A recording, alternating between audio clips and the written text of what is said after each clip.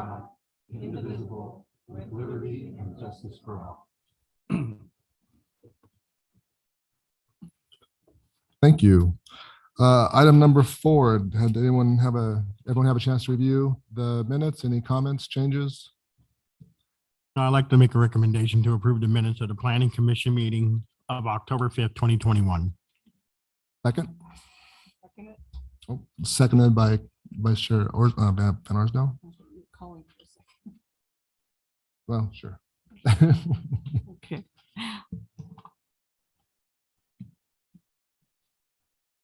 The motion carries with 3-0-1 with Commissioner Lemke not present.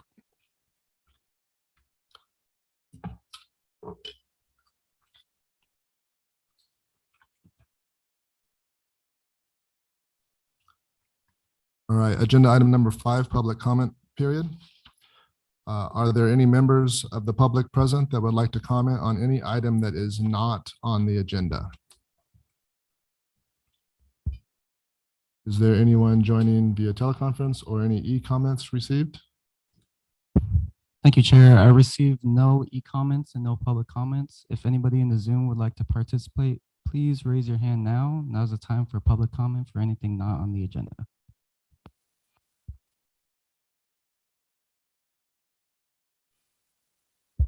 I'm seeing no hands raised, Chair, no comment. Okay, thank you. All right, agenda item 6A, zoning ordinance amendment 21-005. Good evening.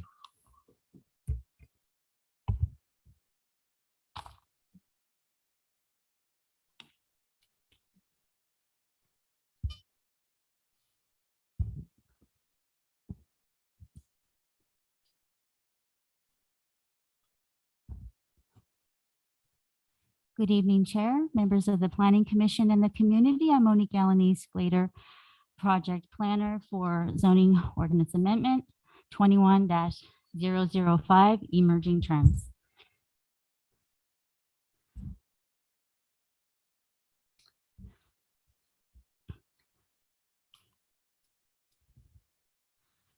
The project before you is a city-initiated application. The property owners vary citywide. The zoning is located within the commercial and manufacturing zones.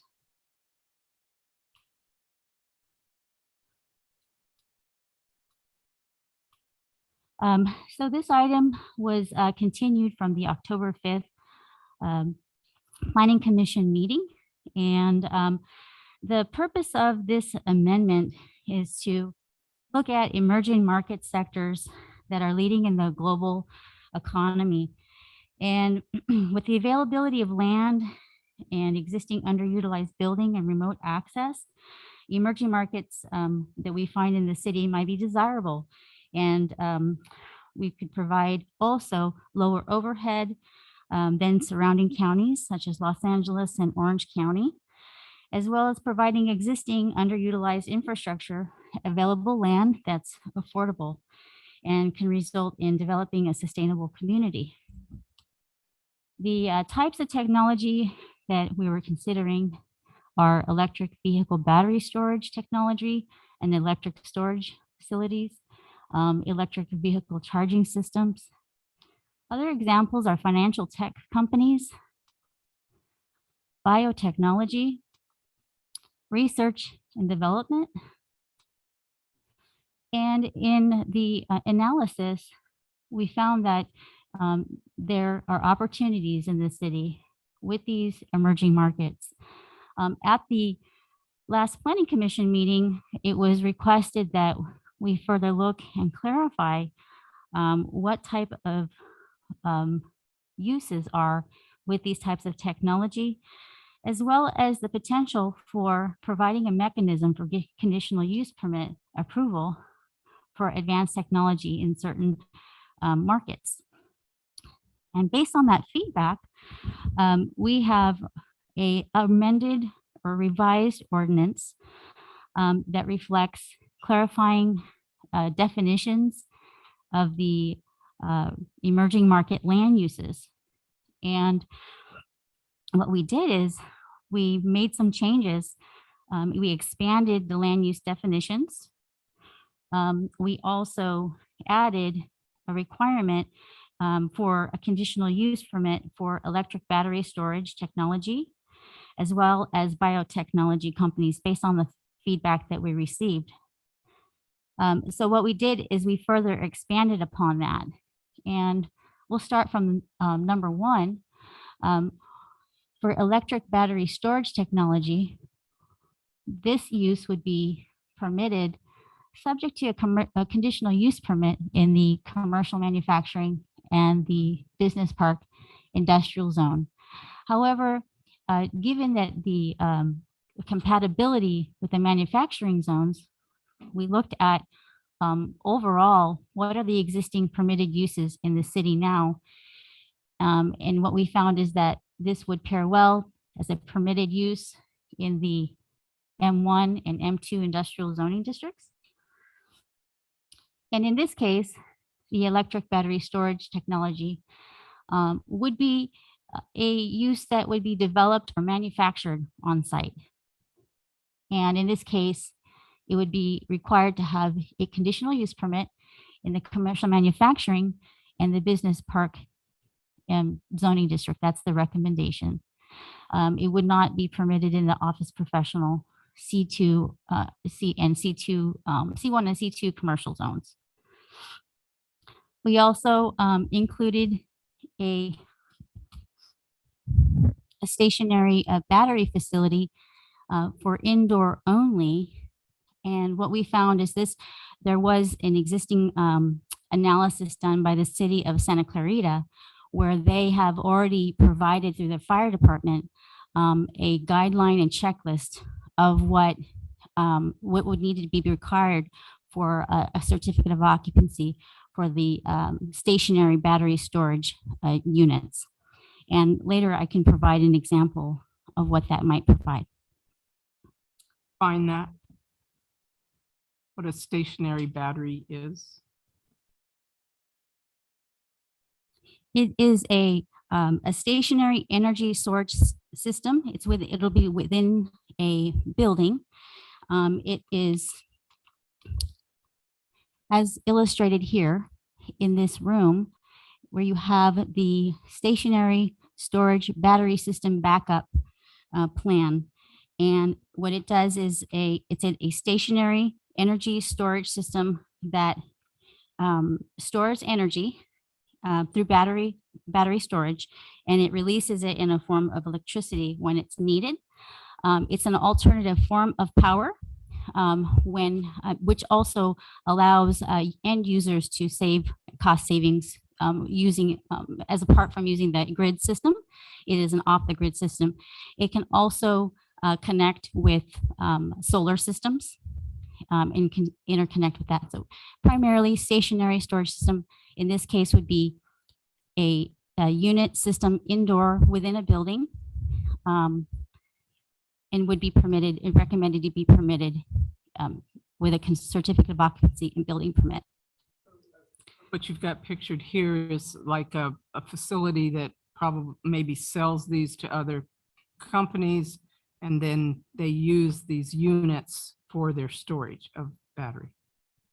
Right. In this example, this would likely be at the location or premises of the building or the facility of the corporate building, the manufacturing building. They may have their own separate indoor house storage battery system to operate and provide alternative power for their building.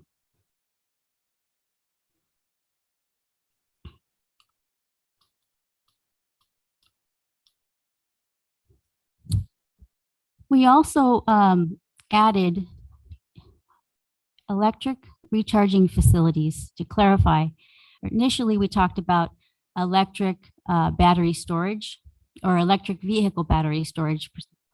And what we found is in the zoning code now, electric recharging facilities are already permitted in the office professional C2 and CM zone. And interestingly, an administrative use permit is required in the C1 zone, which it didn't appear to be consistent. Looking back at, we don't really have many electric recharging facilities that have had an administrative use permit. This is also a California code requirement, as well as a green building code requirement now. And in an effort to be consistent with the current codes today, we're recommending that we include it as part of all zones in the city, all commercial zones and industrial zones as permitted, is really required as part of a new project.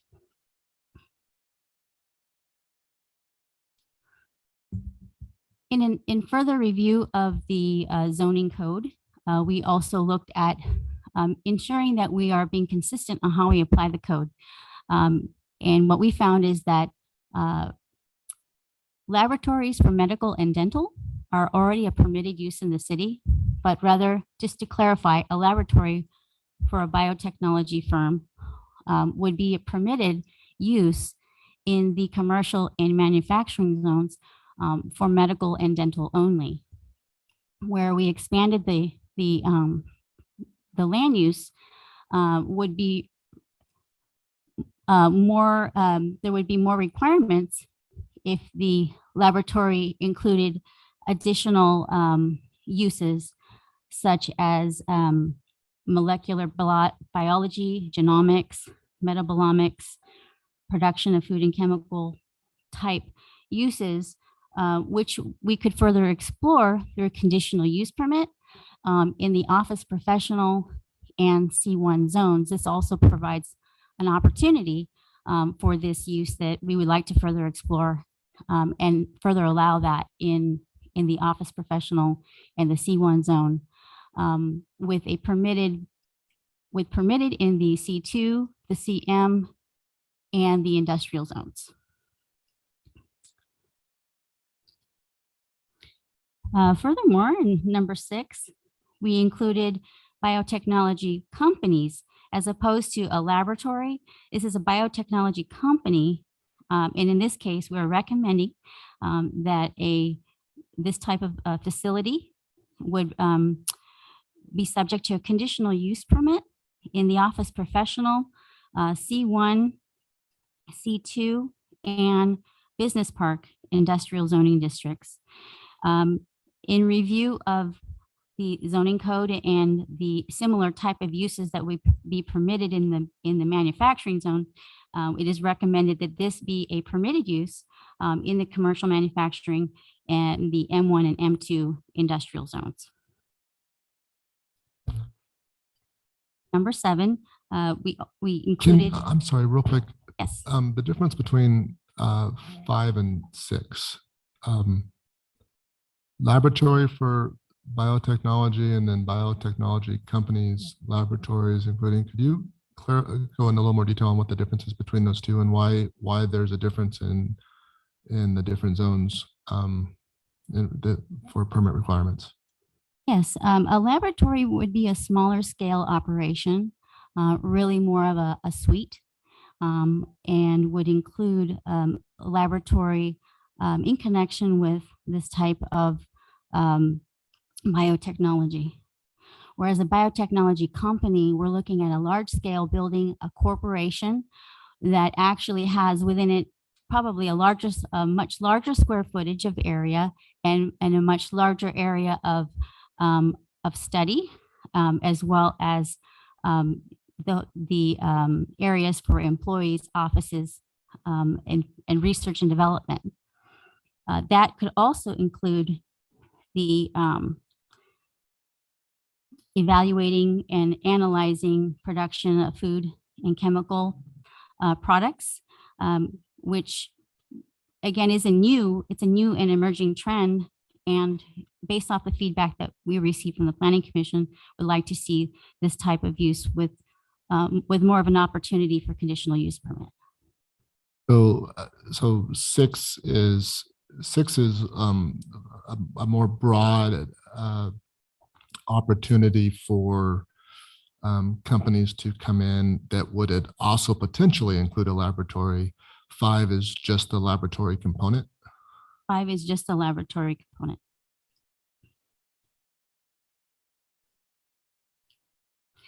And number 7, biotechnology companies, including laboratory for medical and dental only. So before we had a laboratory for biotechnology, including medical and dental. We also looked at having biotechnology companies. So the same question, just a clarification. It's the biotechnology company that supports medical and dental. So it could be a corporation, a biotechnology firm that includes research and development and laboratories that focus only on medical and dental type of uses, versus a biotechnology company that could have a more expansive type of research in uses. All those other things that I can't pronounce. And number 8, a financial tech company permitted. I don't believe there was any changes from the prior discussion, as well as number 9, research and development permitted. With these changes, the overall proposed amendment is we recommend that the Planning Commission approve a CEQA exemption in accordance with 15061B3 of the CEQA guidelines, which provides CEQA applies to projects that do not have the potential effect on the environment. This was advertised in the Press Enterprise at the, on September 24th for the prior Planning Commission meeting. We have not received any comments in support or against the project.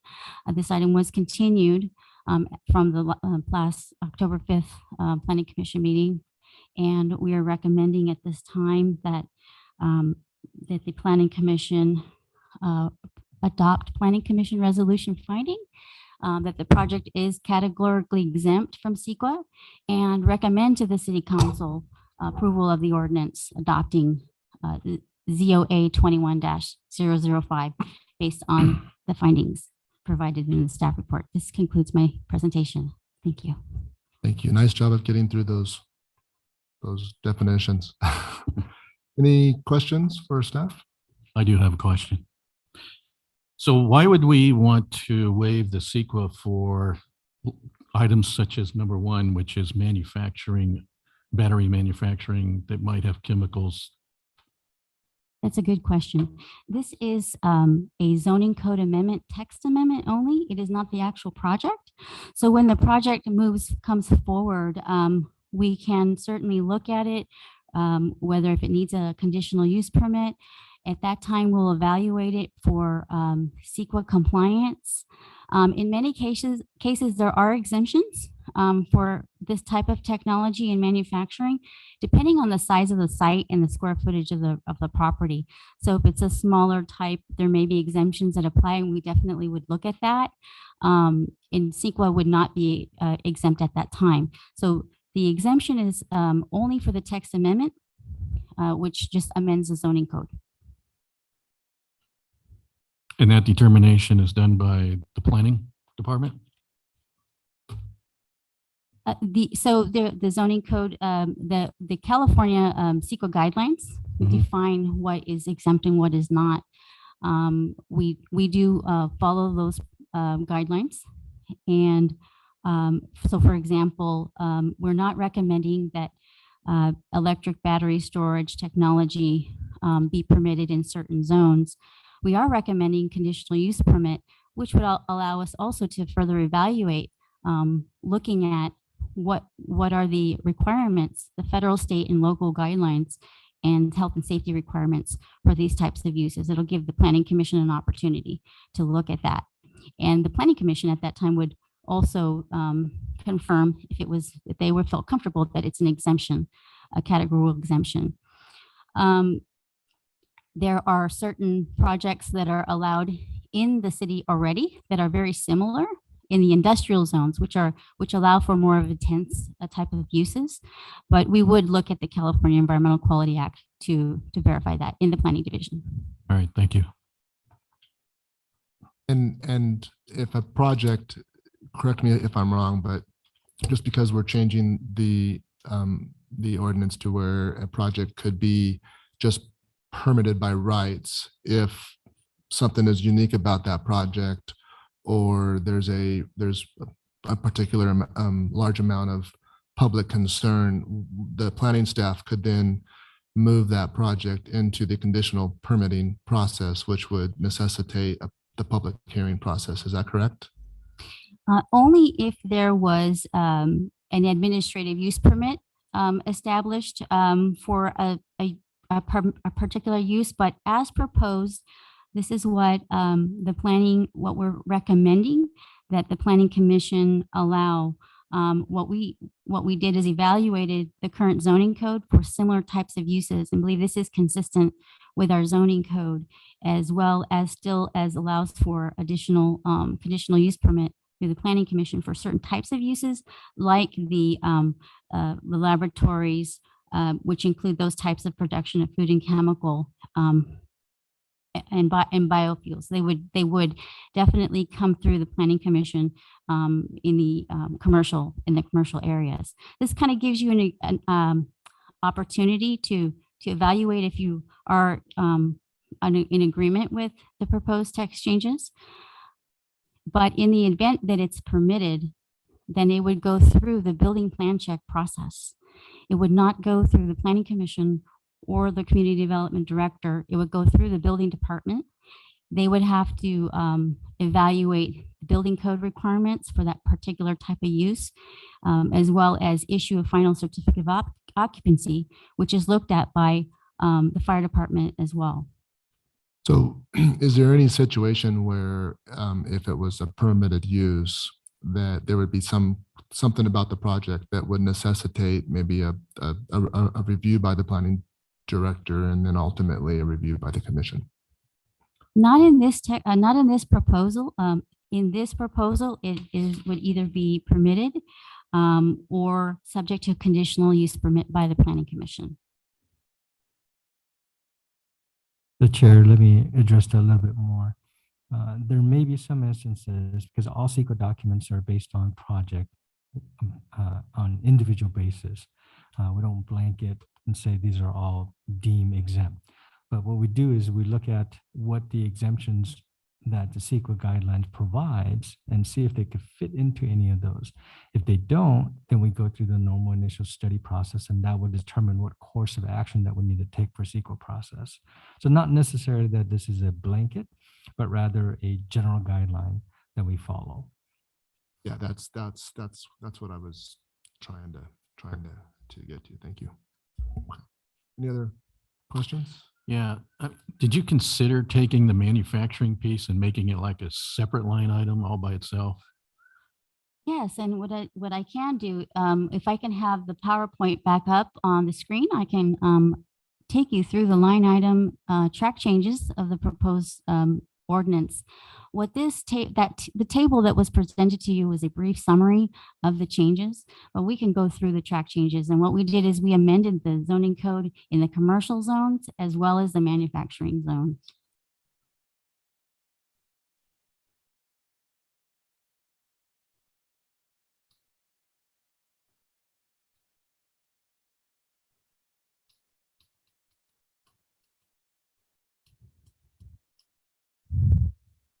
So this is what the zoning code would look like in our actual zoning ordinance if you were to review it. And these are the proposals. So the financial tech company would be within the subcategory of retail trade uses. And in this scenario, it's very similar to a bank, banking industry. Whereas in the commercial zones as well, you have similar like uses in the service uses, such as medical and dental. The items shown in black, those are already in the code now. The areas highlighted in red are what is being proposed to be added to the zoning code, which clarify whether or not it would need if it would be just permitted or permitted with a conditional use permit.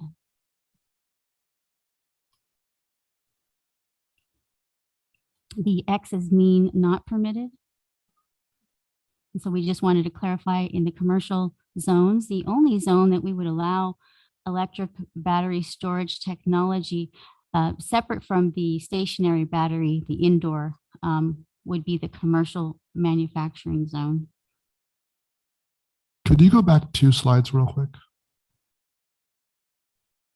The financial.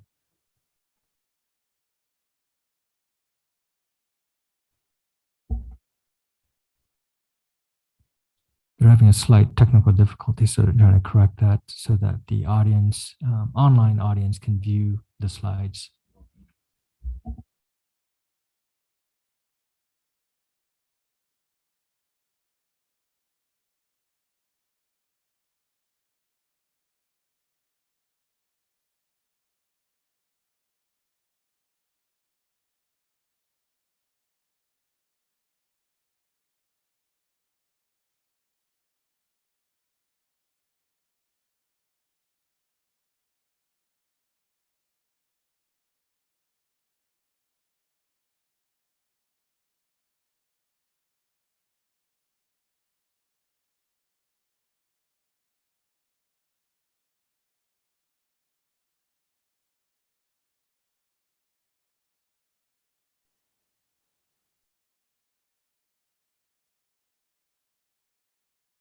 No, the financial.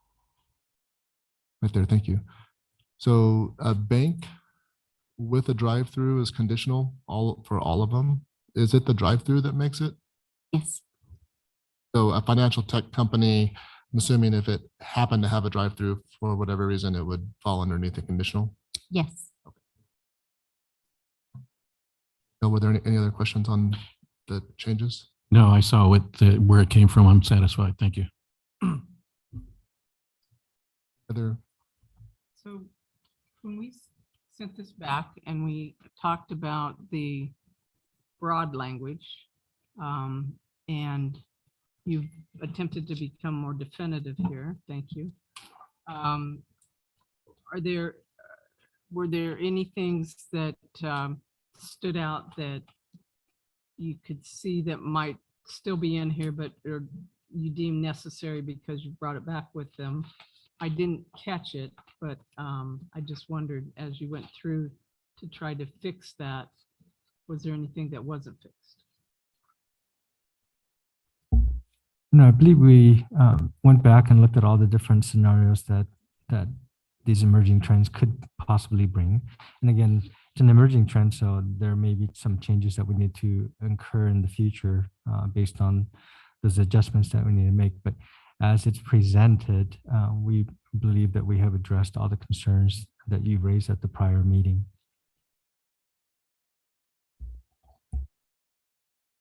anything else from the commission for staff? Okay. Thank you very much. And with that, we'll open up public hearing. Is there anyone that would like to speak to this?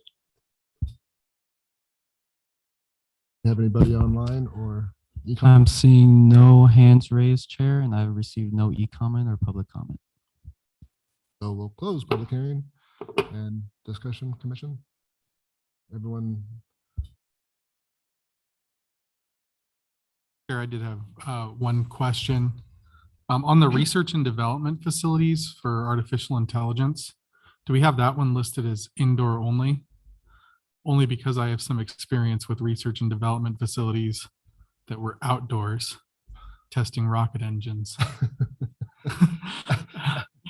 And I'm wondering, maybe that one we can, I mean, look, it was fantastic. Everyone loved them, just not when they were doing their research and development. Have indoor only on that one. You can certainly add that. Great ad. Anything else?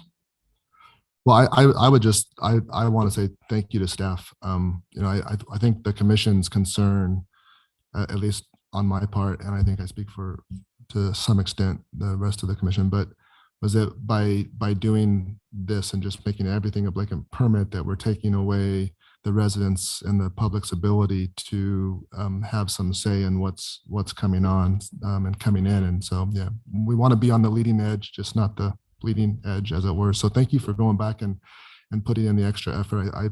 I feel that this is both conducive to supporting making our community conducive to new businesses, and then also kind of that balance with still giving the community a voice in what's coming in. So thank you. And with that, any motion, I'll entertain a motion.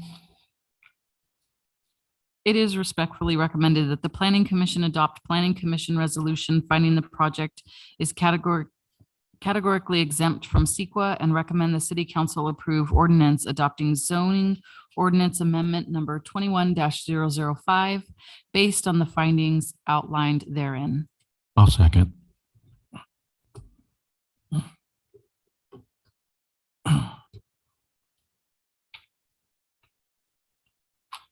Motion carries 5-0. Okay.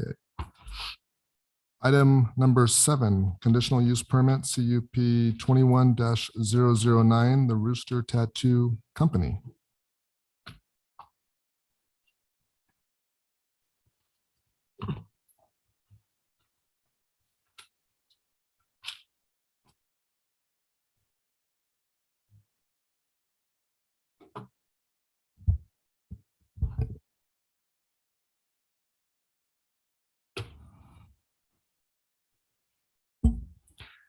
Chair, I would like to introduce our senior planner, Dana.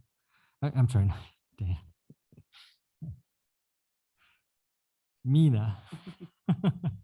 Sorry.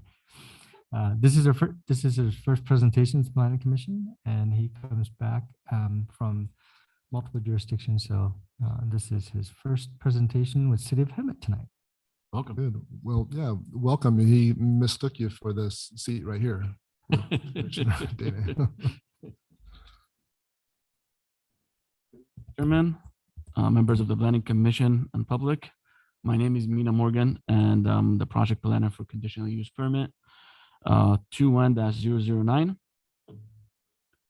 The applicant is Ruben and Gloria Alcantara, and the owner is Ruben and Gloria Alcantara. This project is located at 1125 South State Street. And this is a request for a conditional use permit to utilize an approximately 1,355 square feet suite within an existing shopping plaza to operate at the 2R and Body Piercing Studio. The Hemet Municipal Code, section 90-42.4, provides the Planning Commission the authority to review and impose conditions of approval which pertain to the development of the property and approve or deny conditional use permit.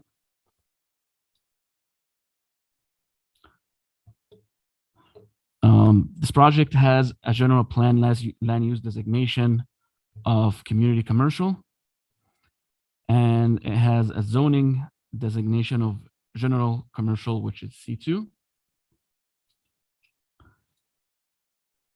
And this is an aerial map of the project site, which is located within a shopping plaza and surrounded by other commercial tenants.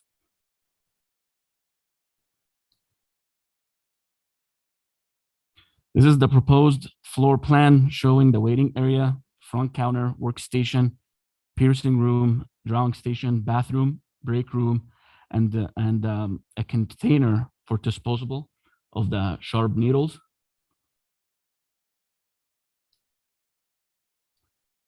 And this is the existing front facade of the building. And as you can see, it has an existing signage frame, which is the applicant going to be utilizing for his signage. The applicant is proposing on operation hours from Tuesday to Saturday from 10:30 a.m. to 7 p.m. And they're looking at about 4 to 5 employees at the site.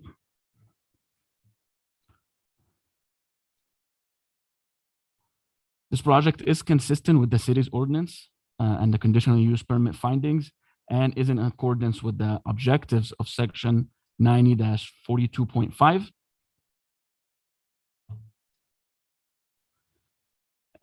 This project is exempt from CEQA in accordance with the California Quality Act, section 153-1, class 1A, existing facilities. This project in question proposes no facade improvements or any building alteration. The applicant is just simply moving into the existing suite for his business operation.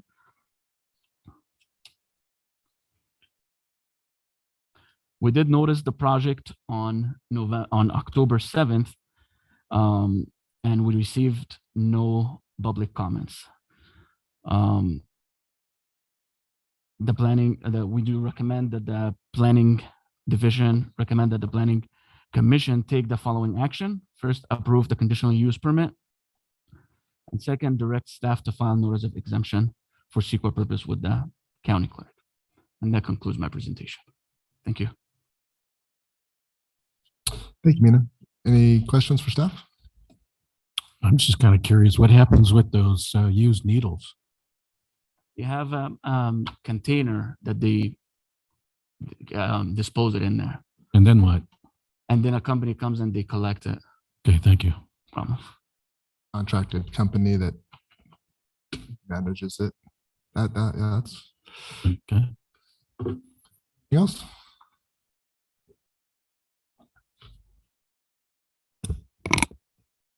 Trying to remember, I was here way back when we did the permitting of the tattoo parlor that was next to what used to be Baskin Robbins.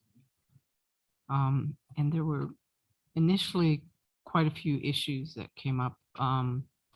Even though that was a smaller center, I think it was because it was, it was newer. But it was dealing with all of the traffic because it was very popular when it first opened, and that was a smaller center.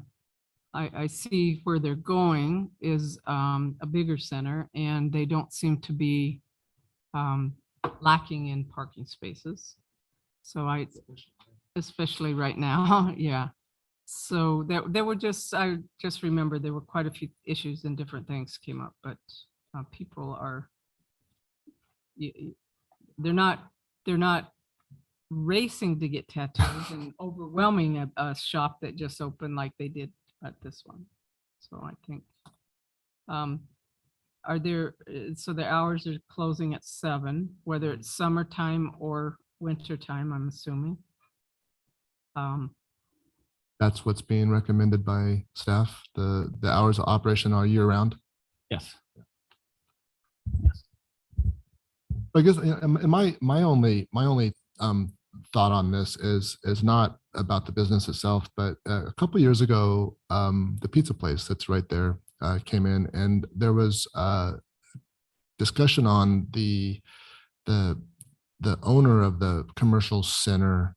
They were working with them to upgrade the lighting in that parking lot because the lighting is really poor. Unfortunately, the major that's there is still vacant. But I know with COVID and everything, I don't think that they were able to get off much of what they wanted to do. But do we know, did that ever get taken care of from the owner, or from the owner of the commercial center? I believe it has been, but we can verify that for you. I think we not to tie it to this project specifically, but, and it's great to get more businesses in this center, but I go there in the morning and that I don't think there's been a lot of improvement. So if we could follow up with the owner of that would be great. So, well, thank you very much. And if there's nothing else, we'll open up public comments. All right, is the applicant here Would you like to say anything, or you're good? All right, thank you. Are there any other comments or question for this topic? Anything online? I've received no e-comments and no public comments, Chair, and I see no one raising their hands on Zoom. Okay, great, thank you. So close public hearing, and I would just welcome to Hemet.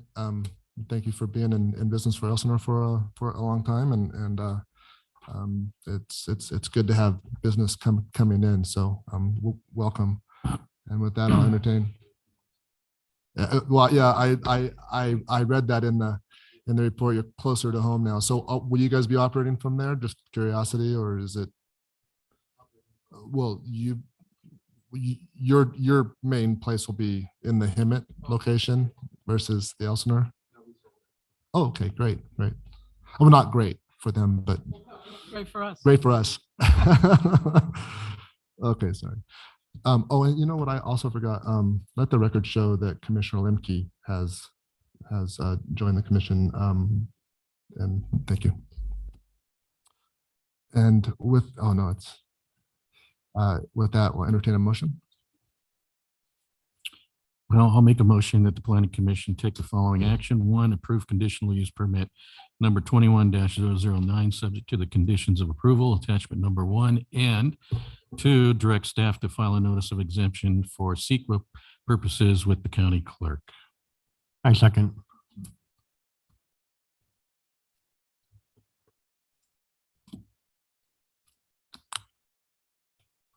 Motion carries 5-0. Thank you. Right. Item 7B, conditional use permit 21-003, the APC cell tower. Good evening. Good evening, Mr. Chairman, Planning Commission, staff, and members of the public. I'm going to be presenting conditional use permit 21-003 for APC cell tower.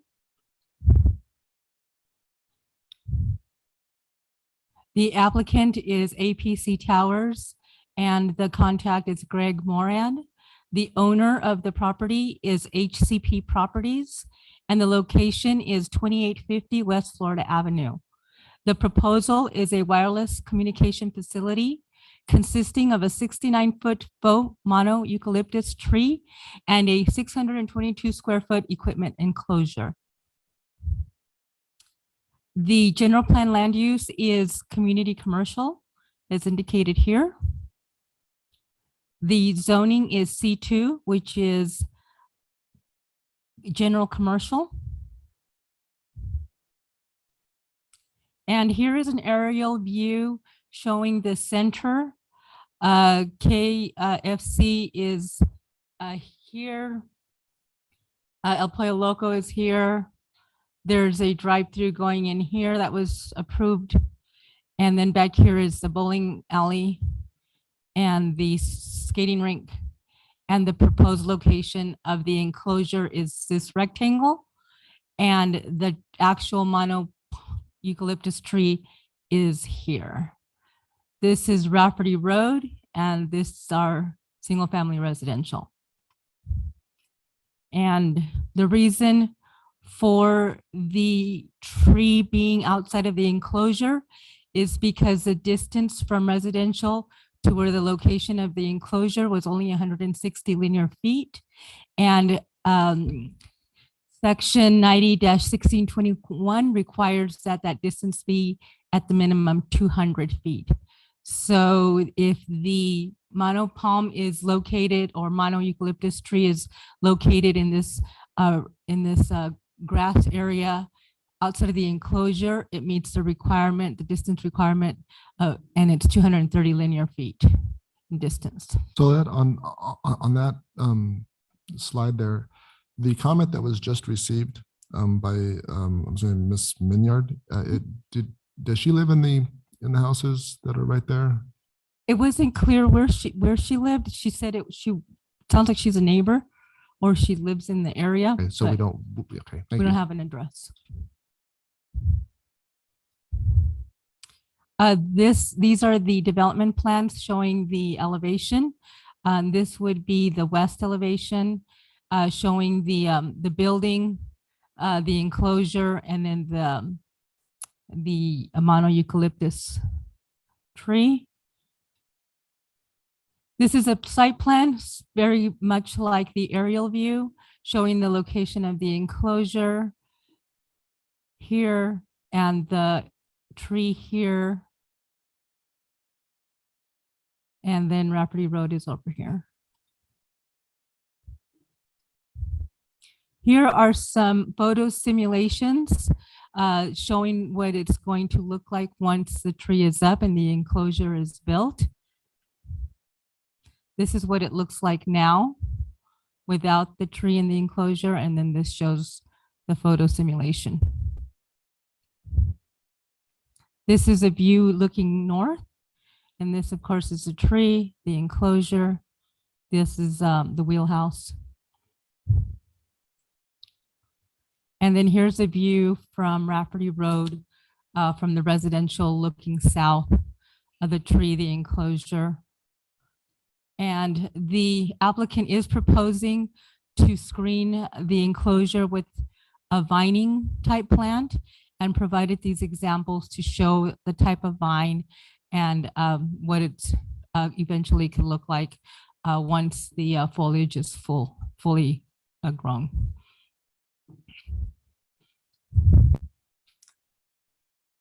The Hemet Municipal Code requires that a wireless facility be approved by a CUP, and it provides that the Planning Commission review and impose conditions, and the Planning Commission can approve, deny, or modify the conditional use permit.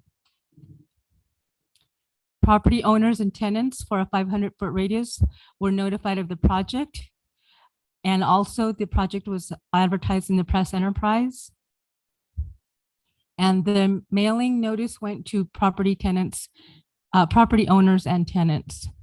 There was one item received that the Planning Commission has a copy, and that is a person who objects to the project. This project is exempt from CEQA as it falls under section 15303, class 3, which is construction of small structures, and also guidelines 15301, existing facilities. The recommendation is that the Planning Commission adopt Planning Commission resolution approving conditional use permit 21-003, subject to the findings and conditions of approval outlined in the staff report, and direct staff to file a notice of exemption with the county clerk. This concludes my presentation, and the applicant was going to be joining us via Zoom, and I'll be glad to answer any questions. And you can also, the applicant is also present. Thank you. Thank you. Any questions? I have a question.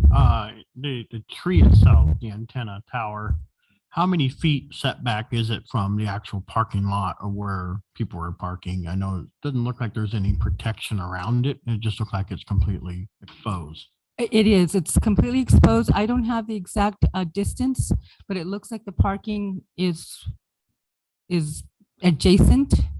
I think there's a drive aisle between the actual parking stall. Let me see if I can bring up an aerial view. Yeah. So we have the drive aisle.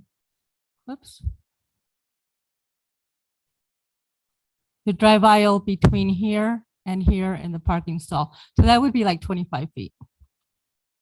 And I did speak to the applicant regarding if the tree would be climbable or if anyone could reach.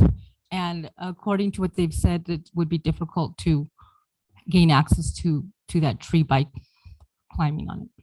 Okay, my only concern is just we're right by a bar and we're right by a bowling alley where a lot of kids are. And so some type of protection around that. That was my question, was there any protection around that tower? It's being proposed on that landscaping. Some sort of like a traffic ballard or something. I suppose there's a lot of things there they could hit. Question? I did have a question, yeah. Can staff please explain the situation with the location of this tower? If we wanted to change the location of this tower, It is my understanding that that is not, that's not within our purview here. Is that correct? Sure, let me speak to two different components of that. One is the FCC has determined that any health-related questions or issues can't be determined by the Planning Commission. Mhm. And two is that there are a couple of things that just came up on this project. So we would like to continue this item until the next meeting for us to resolve that issue. So one issue just came up, so we'd like to just go ahead and continue the item until the next meeting. I just Okay. wanted to note also, are we able to respond to the Maynard party to let them know about the health, just whatever information they need to know to put them at ease? That's all, would only be my concern. Sure, we could respond to that. I don't know if that would put them at And it might ease, not, but at least we could provide the access to information. information, you know?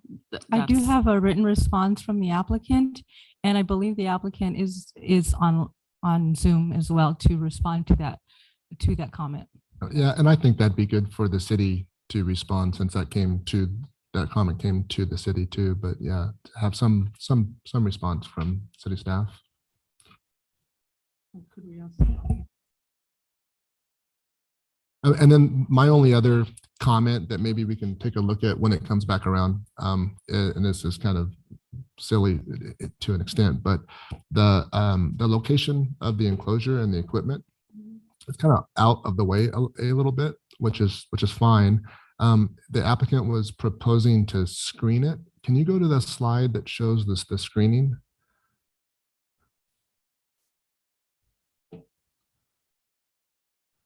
That one of the issues that with the water company that we have oftentimes is if you have too much screening, then it becomes a place people can hide.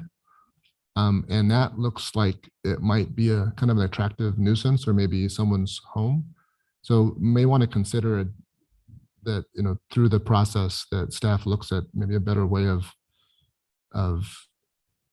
dressing it up a little bit without making it look like someone's home. Or completely gated, like they can't get. It is proposed with a chain link lid.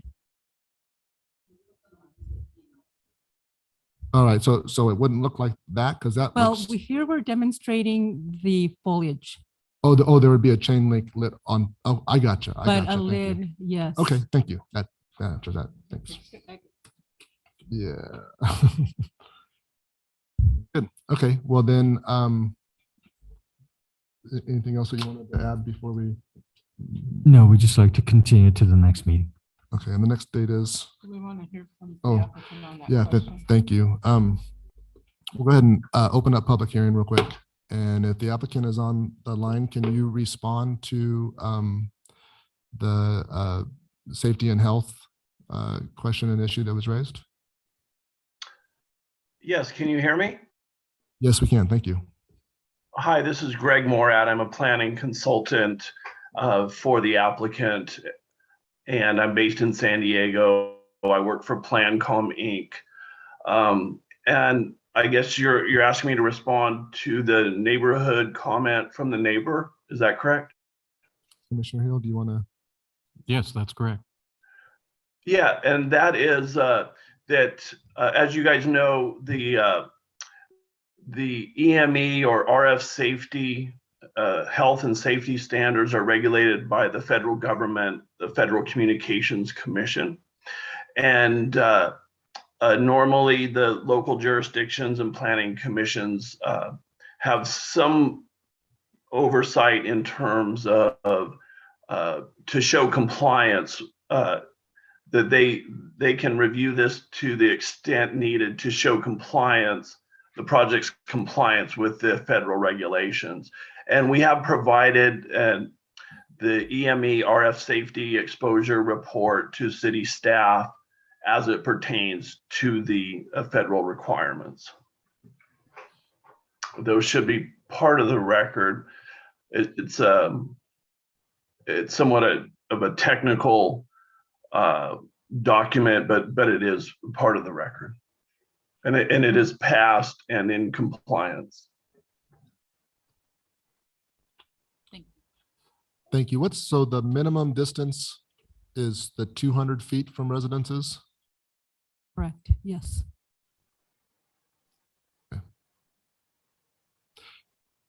All right, anything else? Public hearing? No, from, with the consultant? Any Oh, questions? no, I'm good. Okay. All right, thank you, Greg. If there's any other comments? If I may, Chairman, recite the comment that was received earlier from Terry Mignard. My name is Terry Mignard. I live right across the street where you guys think it's a good idea. You are wrong. This is why having radio waves 24 hours a day for years causes problems for people and animals. And if you disagree, then you can put that tower in front of your house, which will not do. So instead of putting it in front of my house, there is property that no residents will have a problem with on Sanderson by the storage facility, which is plenty of room for your tower. Thank you for your time. End of public comment. Thank you. And close public hearing? Oh, that's right. I'm Yes. sorry. Yes, so public hearing is staying open until November 2nd. November 2nd.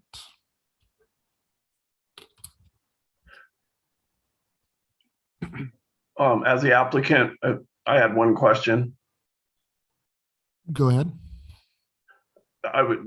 It caught me by surprise that it was going to be continued, and I don't want to interfere with your process, but I assume there's nothing I could assist the staff or the planning commission in what item just recently came up, but I am available to answer any questions as it relates to that. Sure. The continuance is not based on the letter that we received, but the staff report itself. So we need to reevaluate the staff report. So we'll bring it back for November 2nd meeting. Okay, understood. Thank you. Thank you, Greg. And then Director Kang, the only other question which you can answer next time is just the proximity to any other towers that has come up a few other times, if there is any. So, all right, moving on to item 7C, site development review 21-015 and model home marketing complex 21-003 for DR Horton at Heritage Point. Welcome back, Mina.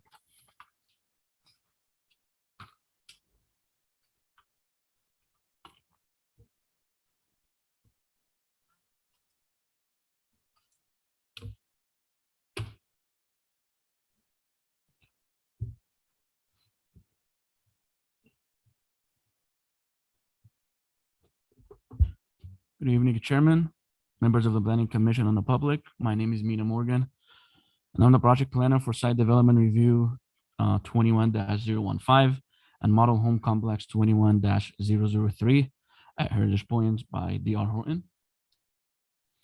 The applicant is DR Horton. The owner is also DR Horton. The project is located at northwest, southeast, and southwest corner of Elk Street and Thornton Avenue. And this is for the design review of 231 single-family residential lots within tract numbers 36889, 36891, and 36892. The Hemet Municipal Code Section 90-48.1A provides the Planning Commission the authority to review in both condition of approval, which pertain to the development of the property, and approved or deny site development review. The applicant is also requesting approval of a model home complex MHC 21-003 on lots 18, 19, and 20, and a temporary parking lot on lot 21. The model home complex may be approved by the planning director or may be deferred to the Planning Commission. Project has a general plan land use designation of low density of 2.1 to 5.0 dwelling units per acre. And it has a zoning designation of single family residential, R1. Tract number 36889 is zoned R15 with a minimum lot size of 5,000 square feet. And directly south of it, both track numbers 36891 and 36892 are zoned R16 with a minimum lot size of 6,000 square feet. Track number 36889 is proposing the development of 75 lots. Track number 36891 is also proposing the development of 75 lots. And track number 36892 is proposing 81 homes.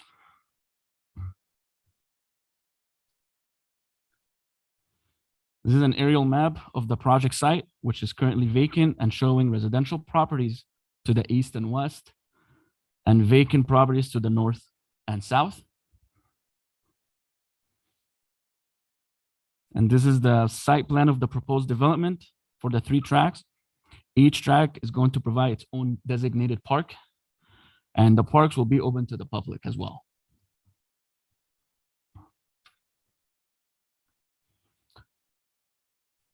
This slide illustrates the drainage. They're highlighted in yellow. And that each track has its own designated drainage detention water quality basin. The tracks will be draining from the northeast to the southwest and will discharge into an on-site retention basin. Hey, Mina, see that track up there, 36889? Yes. I see one way in, but is there another way out besides just that one?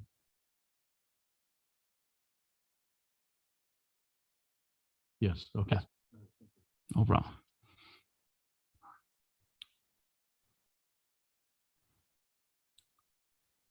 These are the proposed new plotting plans that was included as a part of the memo. Staff had uploaded the prior version of the plotting plans, so we're going to illustrate them here on the PowerPoint for you. There's no major changes. It's only the applicant added an additional plan type number 6. Which is it's still a 2-story plan, slightly smaller in square footage. This is the plotting for track number 36889. And this is the plotting for track number 36891. And that's the plotting for track number 36892.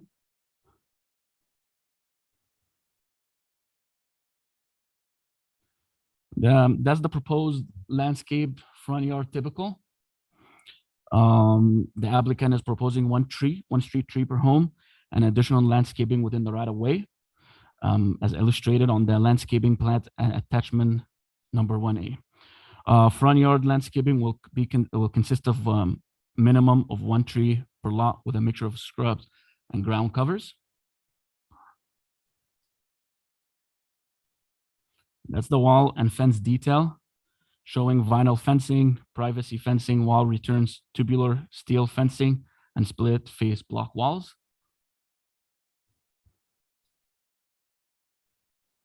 And these are the proposed model home complexes. The applicant is proposing 3 model home complexes within their marketing complex, consisting of the Tuscan, traditional, and Spanish architectural themes on lot 18, 19, and 20, and a temporary parking lot on lot 21. Other site improvements, including enhanced landscaping and irrigation, vinyl fencing at the side and rear yards with block wall returns, and customer parking improvements, including ADA parking spaces and accessible outdoor restrooms with vinyl fencing and lattice, including for screening. These are the temporary proposed signage, which consists of a main ID sign, wood posts, flags,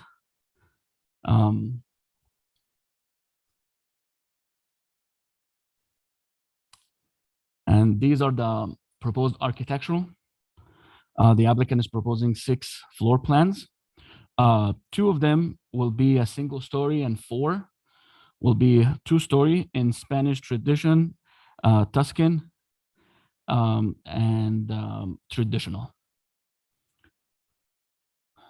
These are the plan type details, the breakdown for square footage and number of stories, and the product mix. The project does meet all the appropriate required setbacks minimums. The lot coverage for a single story is 50% maximum. The applicant is proposing anywhere between 25% to 48%. And for 2 stories, it's 45%. And the applicant is proposing 24 to 39%.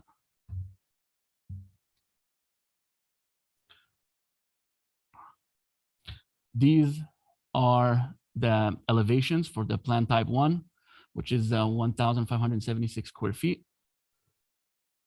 Plan 2 elevations is 1,898 square feet. Plan type 3 is proposing 2,239 square feet. And this is plan type 4, 2,435 feet. And plan 5 is 2,450 square feet. And lastly, plan 6 is proposing 2,311 square feet. These are the color palettes for the Spanish, traditional, and Tuscan. The project does comply with all the required setbacks, building heights, wall landscaping, and development standards for the R15 and R16 zone. The project is in compliance with the single-family residential design guidelines, and the project is consistent with the city general plan land use designation of low-density residential.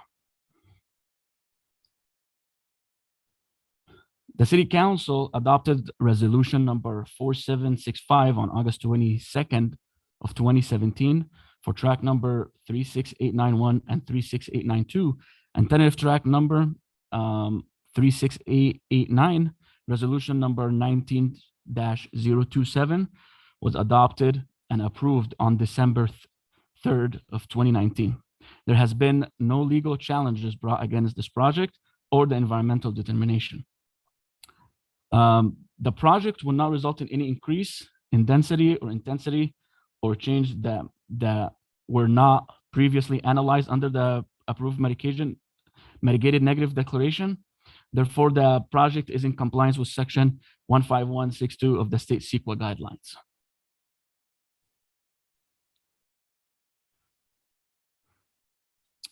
On October 7, 2021, the city gave public notices by advertising the project. And we received a couple of comments from Mr. Binkerton and another resident that was located at 1324 Zirconia Street. The resident did have concerns regarding the retaining wall and the fence that will be installed on top of the retaining wall, adding up to 9 feet total height. And after some discussion with the engineering department, it was determined that that retaining wall was required to allow for proper drainage.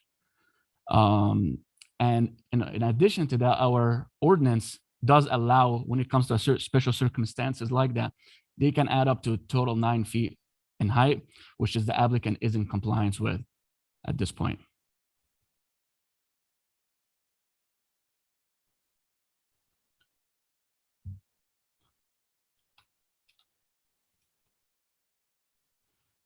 The recommendation, the Planning Division recommends that the Planning Commission adopt Planning Commission resolution for site development review 21-015 and model home complex 21-003, subject to the conditions of approval outlined in Exhibit 1A and as illustrated in the development plan shown in Exhibit 1B and 1G. And I do have additional engineering conditions that I would like to read off to you. It was also included in the memo, but we just didn't print them out, just to keep it on the record. Prior to approval of final map, all condition of approvals required by the tentative maps approval for each respective subdivision to the satisfied prior to the final map approval shall be satisfied as required.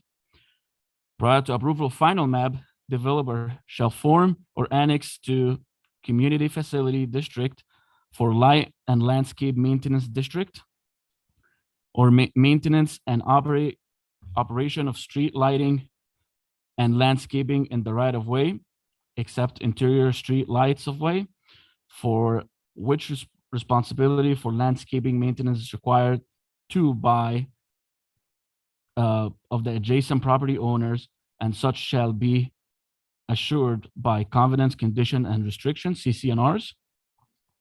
Prior to approval of final map, developer shall provide copy of all covenant, condition, and restriction, CCNRs, pertaining to each subdivision for the approval of the city attorney, and CCNR shall be recorded concurrently with the subdivision map.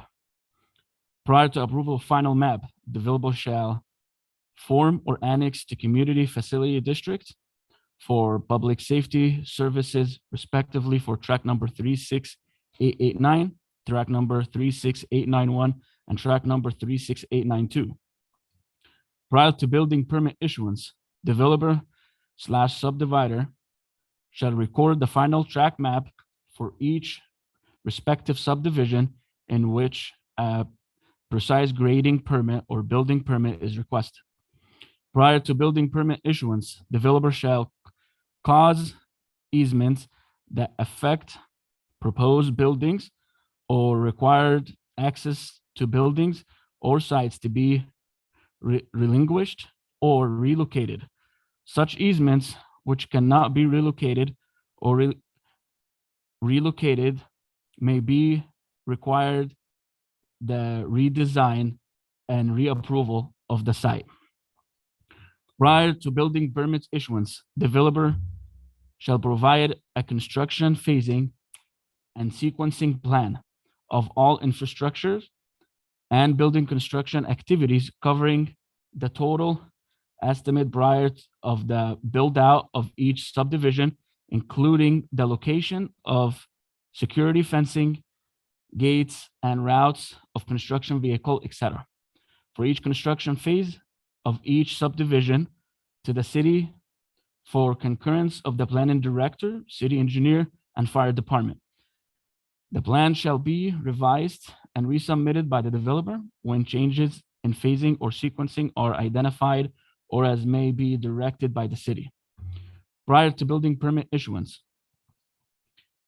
the owner shall for each subdivision prepare a final water quality management plan for approval of the city engineer and shall enter into a covenant and agreement with the city to be recorded with the Riverside County Recorder for perpetual operation and maintenance of water quality features in facilities unless other satisfactory means are agreed to the city attorney and city engineer such that the city's obligations under its MS4 permits satisfactory meet. Prior to first occupancy issuance, developer shall form a homeowner association for each subdivision or collectively for all subdivisions, and all document associated with the HOA shall be approved by the city attorney. Prior to building permit issuance, the developer shall submit a precise grading plan for each lot for review and be approved by the city engineer, and shall obtain a precise grading permit from engineering. Grading shall be in accordance with the city grading and erosion control standards. All lots shall drain to the street and no cross lots drainage will be permitted. Final site development plans must be approved by planning department prior to approval of the precise grading plan. Any grading offsite of any tracks will require permission of that offsite property owner. Prior to first occupancy issuance, developer shall complete all street drainage and storm drain infrastructures improvements or complete improvements to the extent as many as may otherwise be completed to the satisfaction of city engineer and in accordance with the city standards and approved plans which are in conformance with the respective track conditions of approvals, COAs.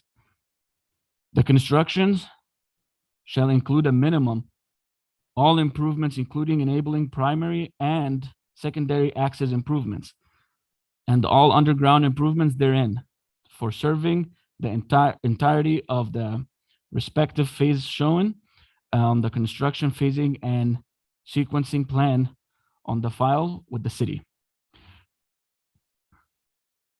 Developer is required. Are you going through all the conditions or, That's just the engineering ones. we've, Those are the ones that we don't have. Yeah. gotcha. Thank you. Prior to first occupancy issuance, developer shall construct all sewer infrastructure improvements and building laterals for each building in accordance with the city engineering approved plans and city standards.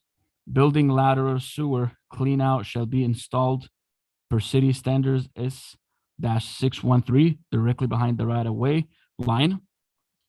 The construction shall include a minimum all improvements, including enabling improvements for serving the entirety of respective phase shown on the construction phasing and sequencing plan on file with the city.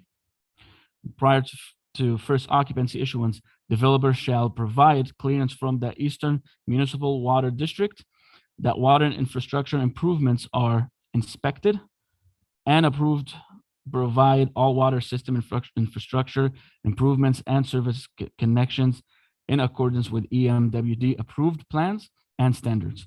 Water meters shall be located at the permanent location for service to each respective lot per city standards W-701 and plans approved by EMWD. Fire hydrant location shall be per city standards and site plans.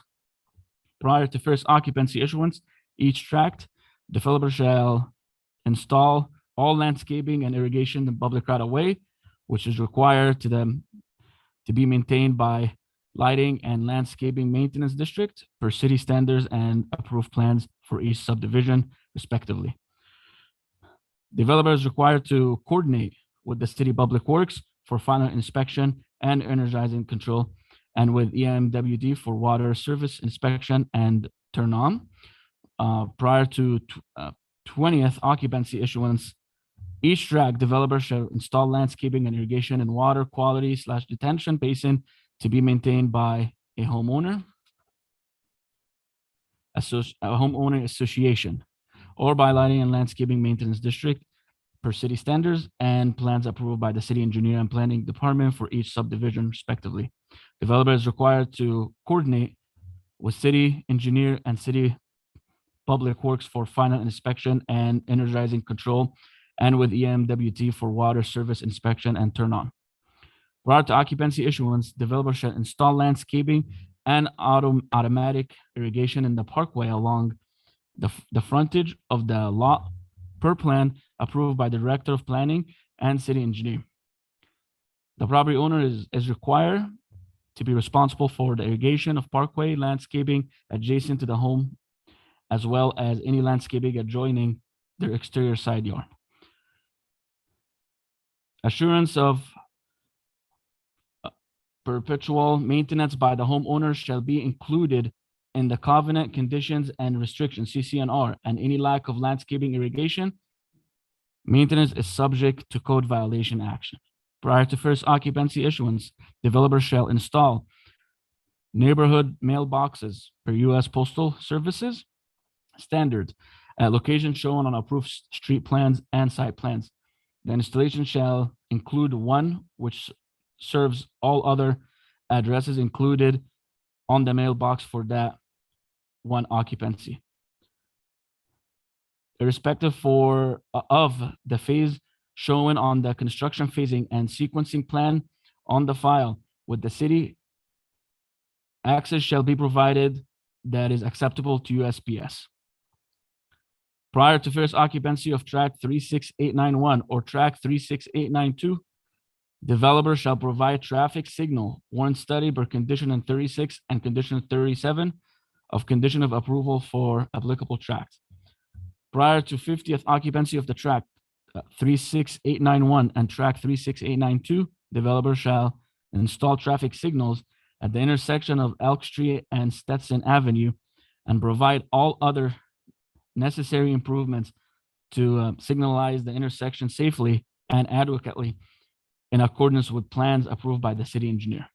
Prior to release of security of tract 36889 or prior to 50th occupancy of tract 36889, whichever first occurs, developer shall verify that the city has collected sufficient fair share contribution or other funds in addition to funds deposited prior to recordation of tract 36889, necessary to install traffic signals at the intersection of Elk Street and Stetson Avenue and all other necessary improvements to safely and adequately signalize the intersection. Should the city have sufficient funds, the applicant shall install traffic signals at the intersection of Elk Street and Stetson Avenue and provide all other necessary improvements to signalize the intersection safely and adequately. If sufficient funds have not been collected, the construction may be deferred and construction with the development of tract 36891 or tract 36892 as required by those conditions.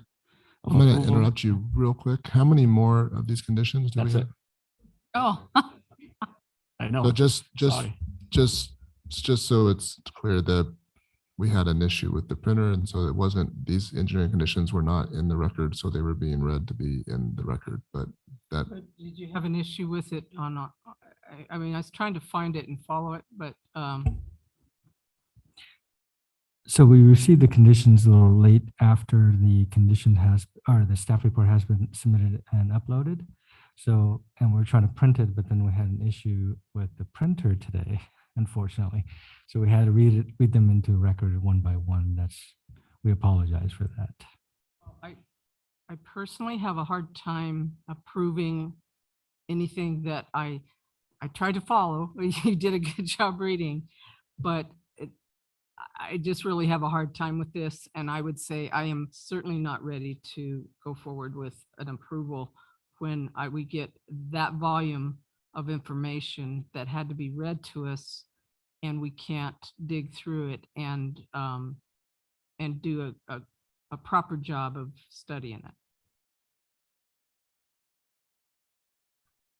was there anything, did I cut you off before you were No, done? that's it. Okay, man, I have really good timing, and I have to tell you that I think they're messing with you for your first day. I think they are. So too. They are.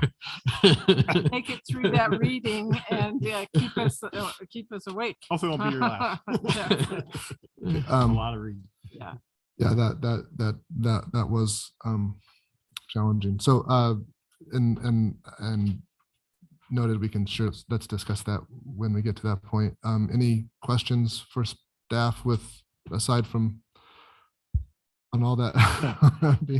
I do have a question about Chambers Street in itself. It's a one-way street with all this development coming in.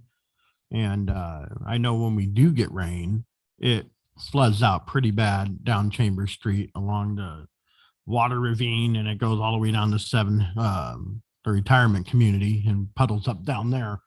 But when we're putting all these homes in here, that's just less ground for that water to absorb. So it's going to be going elsewhere. And how are they going to fix Chambers Street in itself with these homes coming in? Let me try to answer that for you, Commissioner. So those areas that are highlighted in yellow will take up most of the water and are detained duration. And the Chambers Street will be improved half width on the project side and 1+1 lane on the opposite side. So there's a two-way traffic that can function on Chambers. Engineering can expand on that if you like, but that's I was the a little confused recommendation. because the housing layout, it still shows a one-way arrow on the map. So I was just curious if it was going to be a 2-lane or still a 1-lane. It's half width construction with one plus one lane, so there will be two-way access on Chambers. Other questions for staff? And then we'll have Steve come up and, No, I don't have any questions. good evening. And Good evening, Chair. to also expand on that question, the excuse me, the detention basins that are shown there, are they're collecting drainage for the respective track that they're in. So that's correct. the low spot. Is all of the lots grading out to the street, and then the curb and gutter takes the runoff to the detention basin? That's correct. So any improvements that are done now, they're being retained on site to be no greater than what the existing conditions are. So all of the water that is having to be treated goes to the basins, with the exception, well, it's not shown on the other one up there, but yeah, all of those will be retained on site. So the internal streets are going to those basins. The external streets were already there, and are not being treated as part of this development. Gotcha.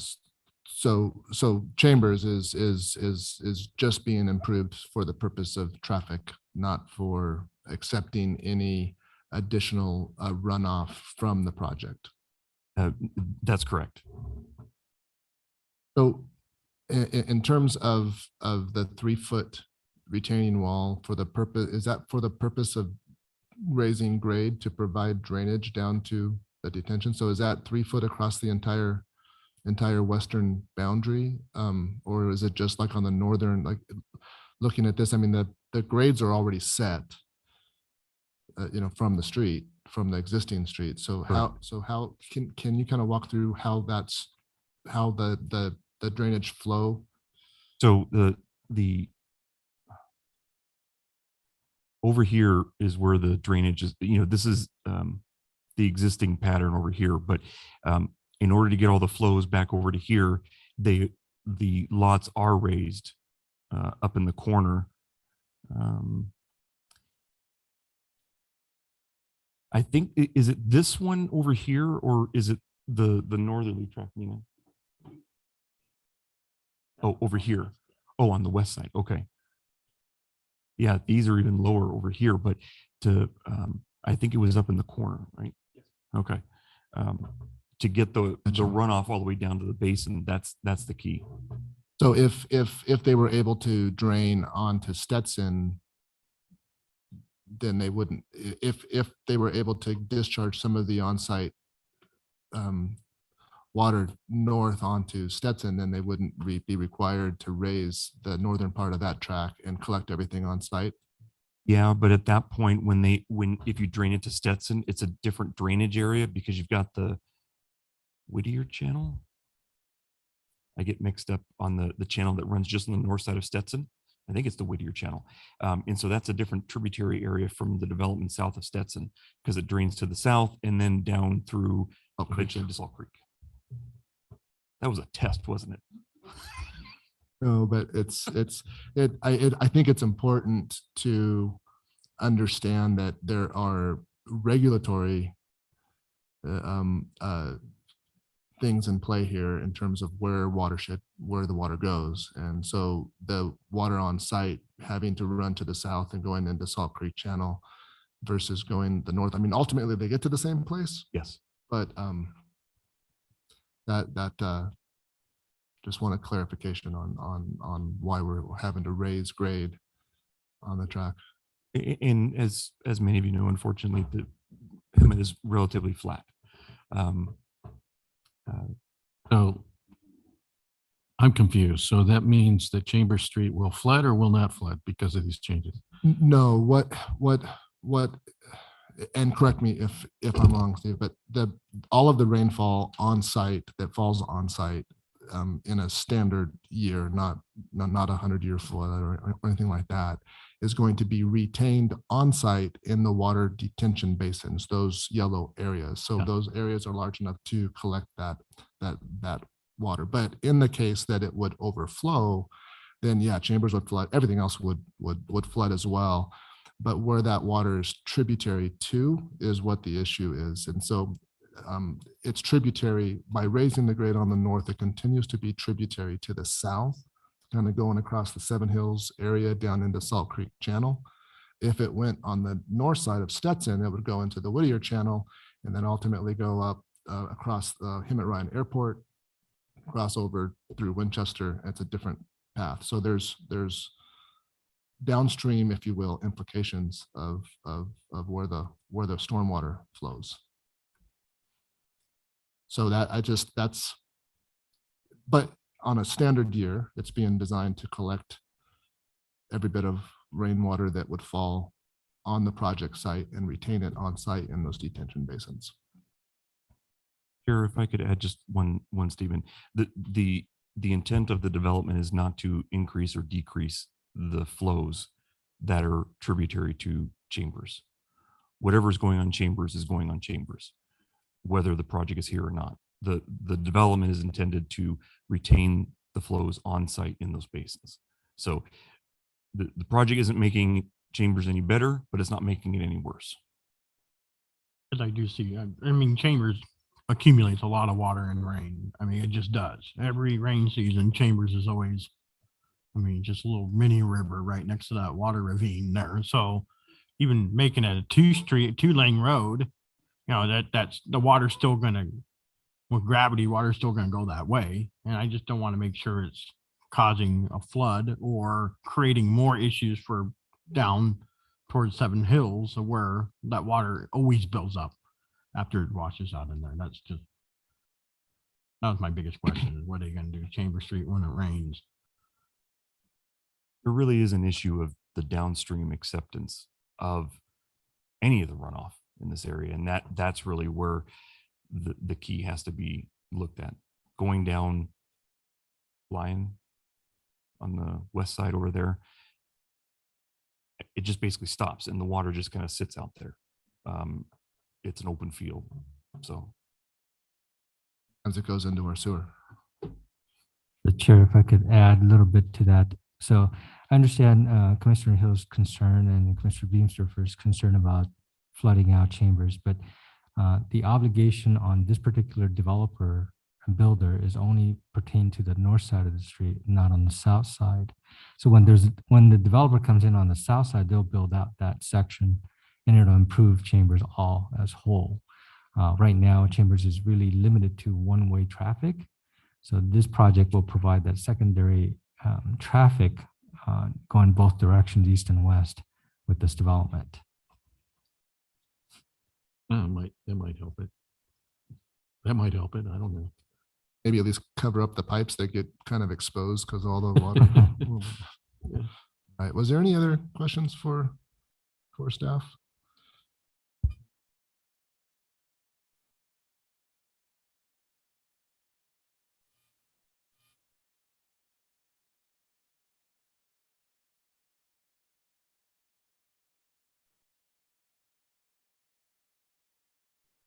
Of the public here. So let's open up the public hearing. And is there anyone here that would like to speak to this project? Please come on up and state your name and address for the record. Thank you.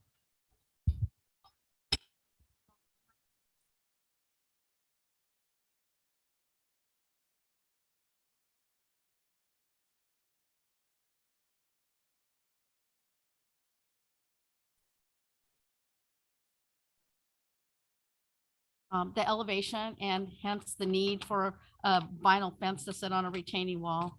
I'm, not only concerned about the drainage within that track, but how it's with that elevation, how it's going to affect my property and, runoff since, there's an elevation change, as well as the flooding on Chambers.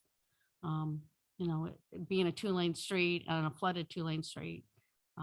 It's just, doesn't seem like a very safe situation. That street is definitely Yes, I mean, cars go sliding sideways. They drift down that road in the winter. So that's Thank you very much, Diana. Anybody else in the audience? I do have a request to speak, Chairman, from John Meyer, representing DR Horton. And then I do also have the applicant, Brian Woosley, on the Zoom conference as well. And I will go ahead and unmute him right now if you'd like to speak.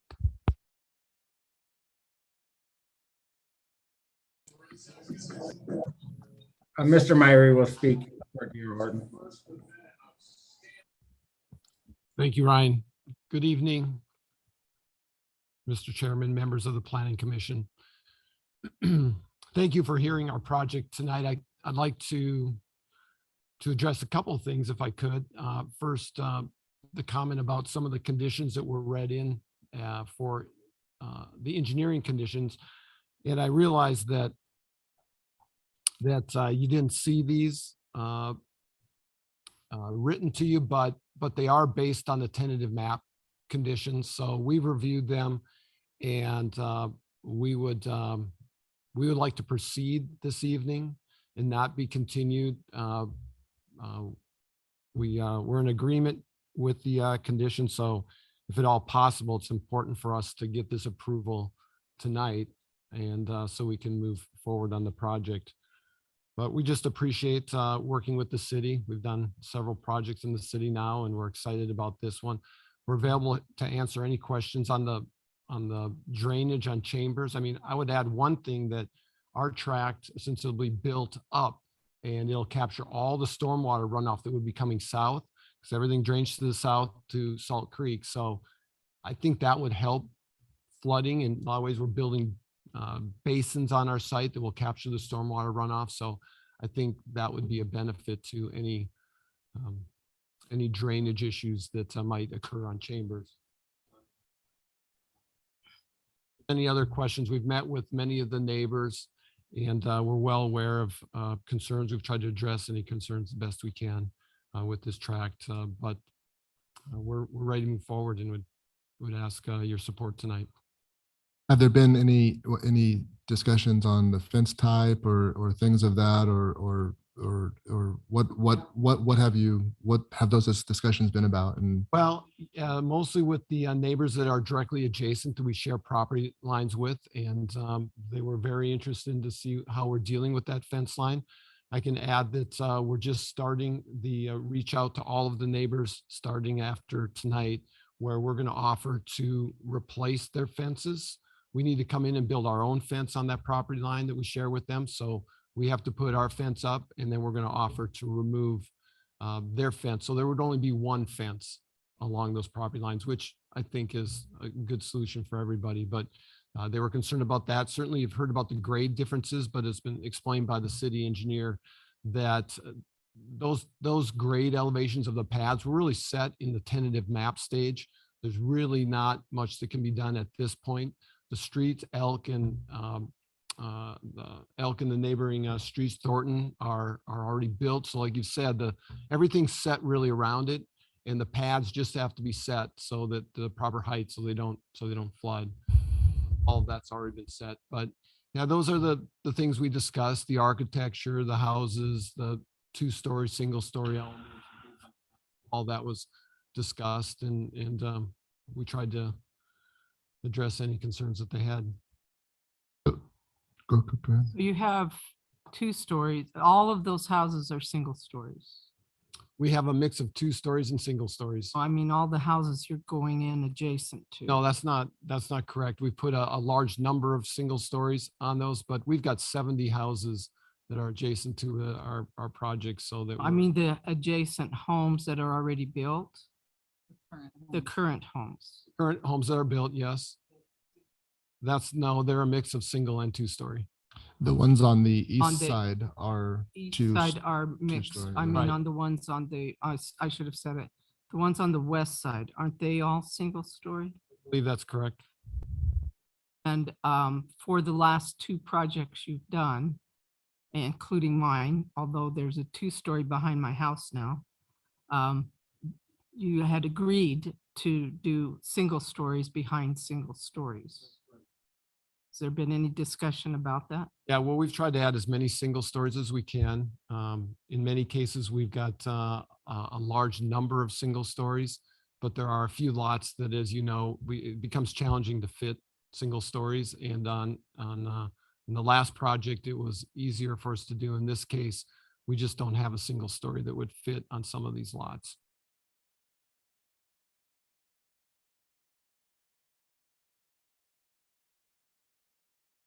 So, well, I don't think we should discuss the And previous well, project, but the other thing is that they said we did not get the maps.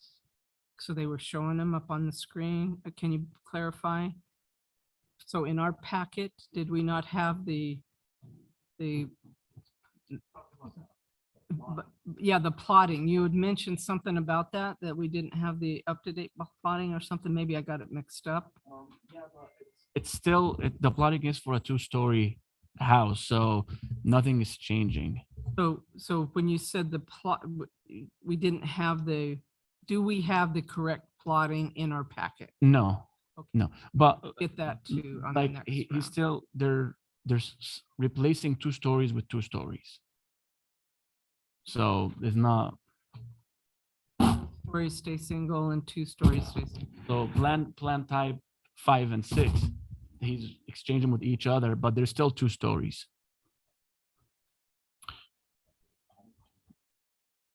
So the concern is there's a 2-story next to a single story and they're looking down into the neighbor.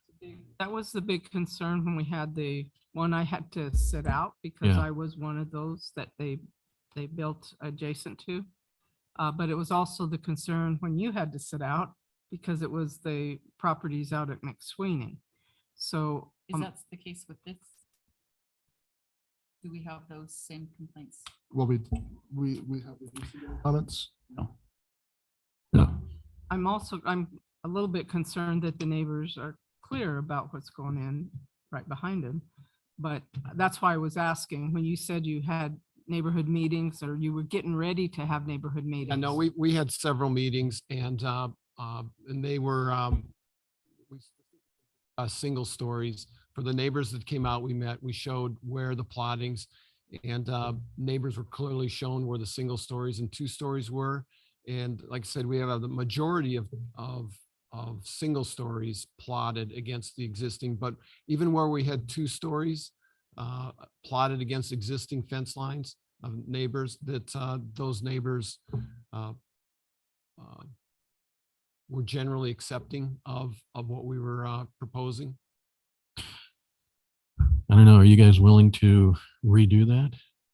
We really can't. I mean, we've got certain homes, not every development we can do like we've done on other developments where we can just put a single story on it. We've you know, there's a lot of, we've got a lot of common fence on this and our single stories, they just don't fit. And I mean, I realize that we've always tried to do this and we've always tried to accommodate and we really want to, but you know, it's the same thing with the 2 stories looking down on our, you know, existing 2 stories looking down on our backyards as well in those cases. And these are not large lots. These are 5,000 square foot lots. And to put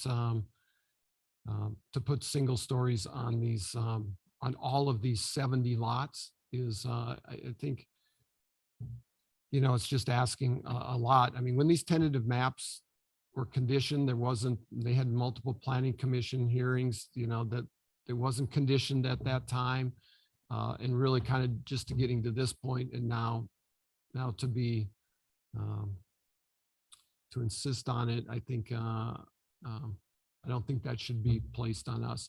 So we did meet with them and where we could, we accommodated homeowners. That's why you don't see a lot of you know, you don't see people up here asking or submitting letters asking for single stories against their lots is because generally speaking, the ones that were concerned, those issues have been addressed. Elevation wise, they're pretty close to the same between the existing track and the new track, elevation wise. We're generally, it varies between, the maximum is we get about 3 feet higher in some cases than the adjacent, but that's really the maximum. But it varies anywhere from being level to about 3 feet higher. Their project was 10 feet, I believe, was the existing to the new was a 10-foot difference on top of having the house.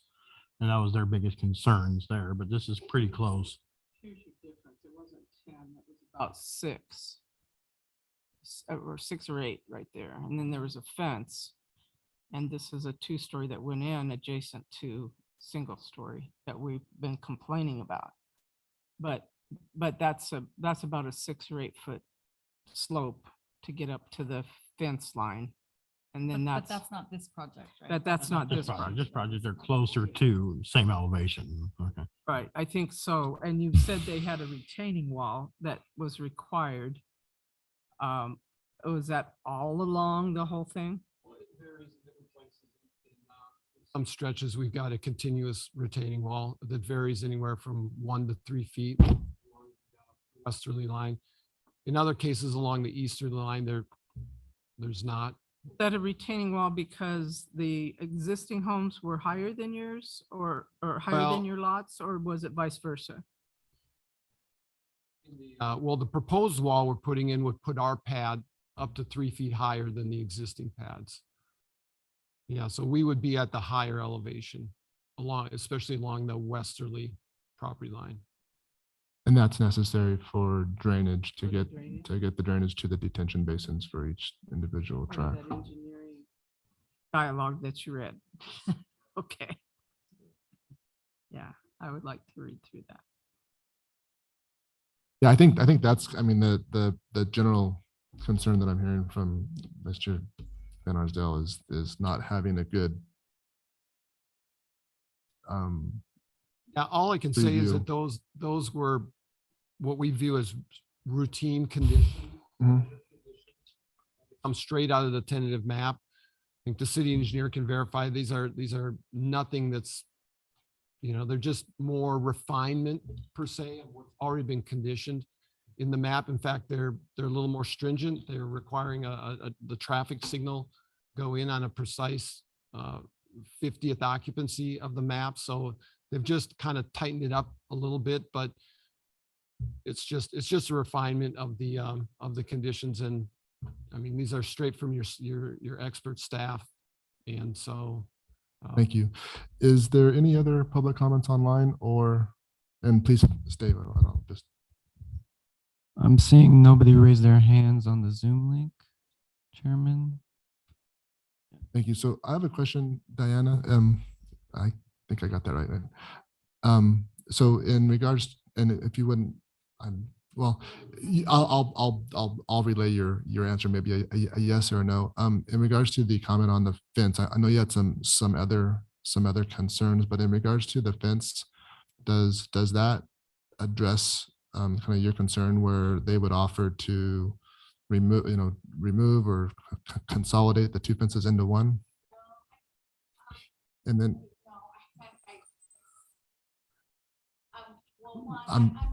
We have to have you come to the mic. I'm so sorry we can hear you. I'm sorry. So there's going to be a little bit more response. So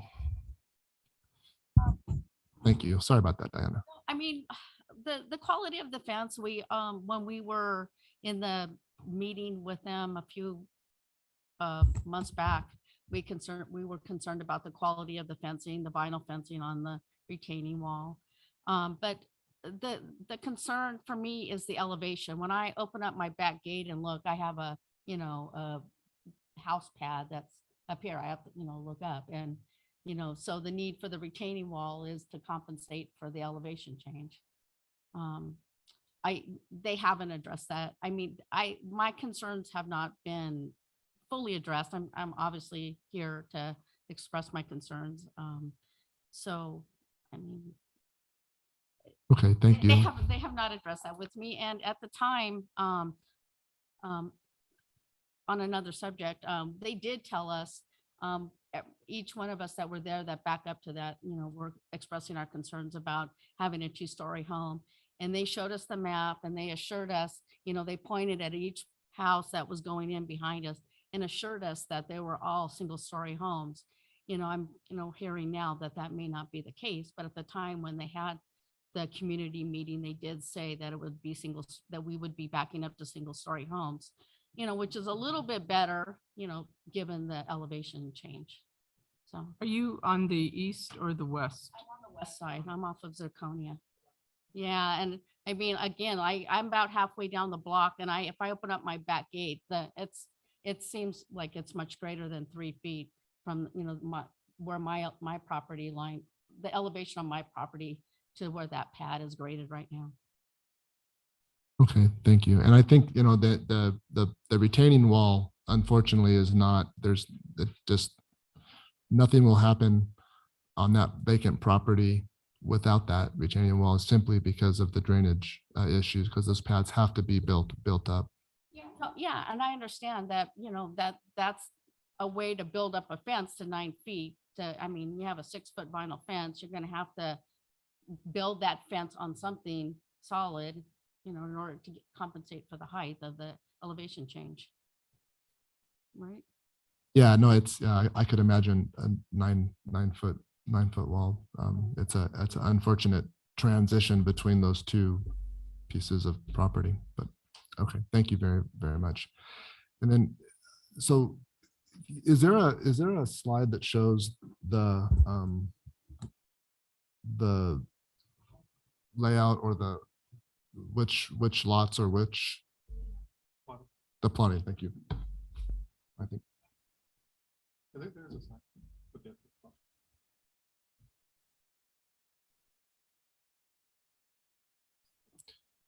Brandon, was there something, another comment or?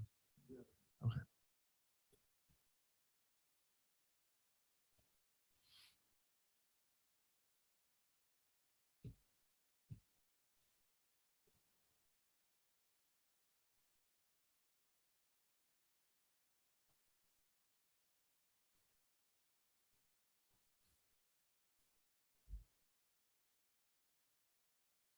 Speak up. Well, I don't want to sound dumb, but so it sounds like the west side is more of the issue than the other areas. Is it possible to focus the single stories on the west side and then everything else? Oh, we can do that. In fact, if you bring up the 9-1 tract.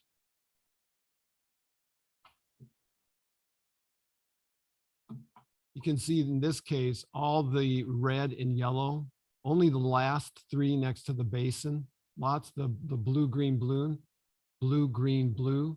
Those are the only 2 stories. Everything else along that stretch is single story, for example.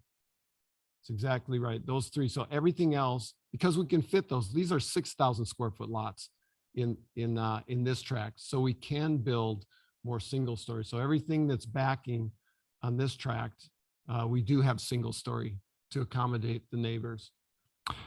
Gotcha. Yeah, and back to the 8-9 tract. Yeah, and just while you're there, the houses on the right side that are away from the basin, that's where it's the 3-foot, and then as it goes to the south, it'll get less and less. Is that correct from a retaining wall? In general, the sites generally step down. The pads are going to start getting lower as they go to the south. But at the same time, the adjacent lots are doing the same too. They're stepping down too. But generally, so yeah, it's between 1 and 3 feet kind of along that whole stretch. And then I think Diane's house does have a single story backed up again. And so when she was there, and that's why we each owner that came to us in those meetings, we specifically look at their lot and we showed them, and we did have homeowners, we showed them 2 stories and they said, fine. So we did have neighbors that didn't object to single stories or to 2 stories adjacent to their lot. So here you can go to, this is the 8-9 tract. And in this case, the yellow is the single story. So here we've got those plotted. Got it pulled up here too. You've got 29 single story. And then Plan 2 is a single story? Correct? Yeah, and that one really doesn't, the only reason that you can see we've only plotted one of those, that's for our model complex. It's a house that doesn't fit well on at all on this lot, on these lots, but we're building it just so we can model it primarily. Out of it, and that because of your setbacks, it doesn't fit well? Substandard rear yards, 10-foot rear yard, less than 10 feet rear yard. And I think, when these neighbors, when you put any house within 10 feet of their property line, I'm not sure that that's better than having a 20+ rear yard with a 2-story. I think, yeah. That Regency Avenue there at the top, for example, I'm just.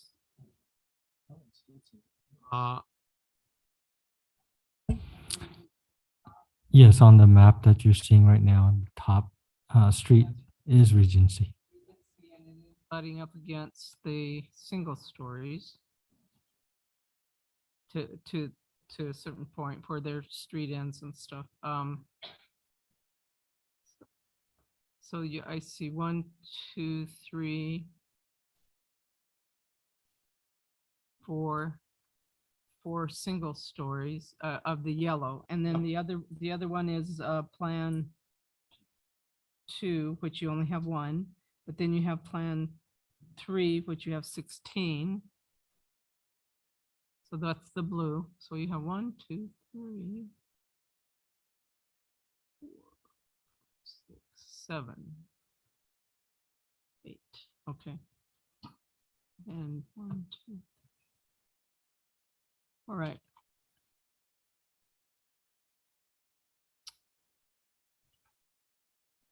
Right. So the ones on the Regency side, the west side of that, are up against single-story homes. That's correct. Yeah, this and the last map, the last Okay. track that we were looking, this is the north side of the development. Right. And then the other last map is on the south side of the Okay, development. I got it. And then here again, the drainage flows from north to south, or on this map from right to left. So the right side of the development has to be the highest so that it flows down to the detention basin, which is on the top left of this exhibit. So that puts on the northern portion, you have, what color is the 2-story? 2-story are both blue, green, and purple, reddish purple. But yeah, When so it's only the yellow that is the single. that's the single story. Yeah, So out of right. And yeah, if you look at the offsets, 13 homes, there's 1, 2, 3, 4 that are single story.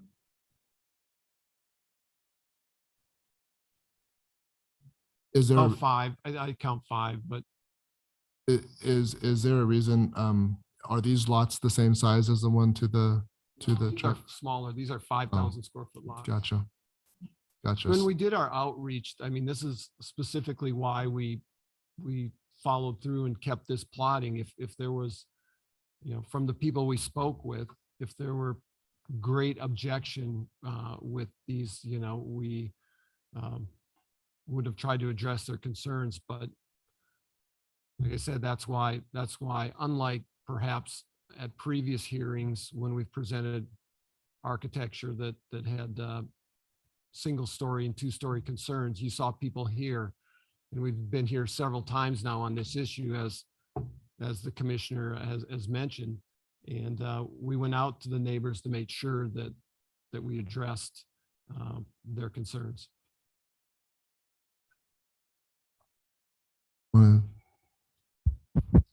Thank you, Chairman. I do have one more participant on the Zoom that would like to speak, so I will unmute you right now. Please recite your name and address.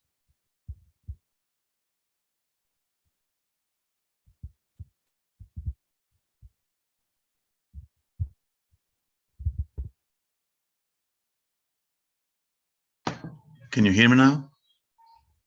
Yes, we can. Okay. Well, my main concern now, I'm sorry, my name is Juan Gallardo. My address is 1324 Zirconia Street. And my main concern is about the retaining wall, which is kind of high. I was looking at the streets. My street it has the same level as the rest of the streets around. And why the drainage is going to be compromised when if the developers lower that retaining wall, I mean the level that they have on that on the back of my yard, because I think that whenever we have some storm that we haven't had something big, we are going to be in a big problem, because those developments, all those homes around, they're going to have a pretty good drainage when we are going to be low about 2.5 feet. I don't know if this is going to be a big problem later on, because the basin is going to collect the same amount of water, their water and our water. So I appreciate if they take it in consideration, and thank you. Thank you very much for the comment. Any other public comments? Any other questions for the applicant? All right, thank you. I do want to say for the record that they build a really good fence. So if you're worried about those fences, they're good fences. Coming from someone who has a new fence, because Watched them build it, and they did a good job. right. We'll close public hearing discussion. I'm concerned about the west side. You know, you get these 2-story houses looking down on these single-story homes that are already there. I realize that you have 2-story and single-story inside the inner, but that's a new complex where people are buying. They understand what they're getting. These people that are already there, all of a sudden they got this 2-story house looking down on their property. I'm not so sure that I would like that. So I'm a little concerned with that. I would like D.R. Horton to go back to the drawing board and in that west side and look at putting single-family homes there. I think I'm sorry, real quick. On that note, we also need to recognize what our purview is, and the tentative map, was approved with 5,000 square foot lots for that northern tract and 6,000 square foot lots for the southern tract. So when you look at I agree that if we had a lot of concerned folks here, that that would be something that we'd want to definitely address. But when you look at the offsets to the property lines, they're already, we're at 12 feet is like the largest offset. 5 feet, there's just not room on a 5,000 square foot lot for a very big footprint of a home. You can adjust property lines too. Those track maps Right. were made many years. It could be figured out. No, I'm sure it could. But also, we don't have, all of the residents that live on that other side here saying that they don't want this project to happen. It's just, we can't assume something that's not in front of us. We do have two, and someone on Zoom who's worried about the drainage, but not once has someone said, once someone said 2-story. So who's to say that they really understood what was going on? If you look across the field, there's 2-story houses on the other side. And so, I agree with Commissioner McKean here. And on the drainage issue, I from an engineering perspective, I mean, that is what it is. There's unfortunately no way of developing that property without without making it slope to those detention basins. I agree that it'll lessen the issue on Thornton, because now it's going to be collecting all that water on site instead of, I mean, granted, you don't have all the open field to absorb and percolate into the ground, but you won't have any runoff from the vacant land into the north-south streets or Thornton that comes down, or the Thornton that comes down to Chambers. I'm sorry, I got those streets mixed up. So from a drainage perspective, personally, I'm satisfied that that's, as there's no way around that. That property will never be developed without that grading plan in work. Understand. And then I have to agree with Commissioner Lemke in regards to the two stories, that there's, if we had, you know, our role is to facilitate the public hearing and to listen, and if there was a lot of concern on that, then you know, it'd be something that we should certainly address. We addressed it again for the last two projects that they brought before us, and I think we certainly, maybe they like 2 stories behind them. That's okay. My biggest problem with this tonight is that we had a many-page report read into the record to us that we did not have provided to us to read. And I think we have the responsibility as planning commissioners to review it and read it prior to the meeting. And I can't absorb all of that he read into the record and form an objective and a responsible opinion. So I would personally like to see us continue this to the next meeting. Staff get us that information so that we can chew on it and swallow it and do what we need to do. Because I don't feel like it would be responsible to make a decision without having that component available to us to go through. Director Kane, can you just even if it is standard language and stuff. I heard a lot of standard language. I did, but that was what I wanted to, just if you could kind of. It was standard or not, it's something that we should have available to us. We should study it and come here ready to agree with it or not, or have questions about it.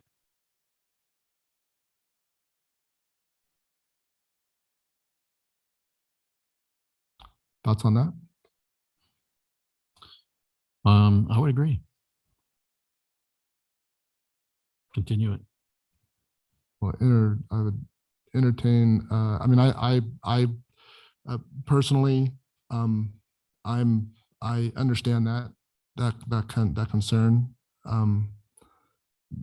Being that they were the engineering conditions. I'm personally okay with them. But you're engineering, you speak engineer. So but you know, And it's terrible because, you know, I'm with Commissioner Worth because that's terrible. It's terrible because because now, Jacob, you have to speak. That's why. Well, I'm kind of in between. We should always cross the T's and dot our I's. And he did, for his first night, did read a lot to us, and there's a lot to absorb.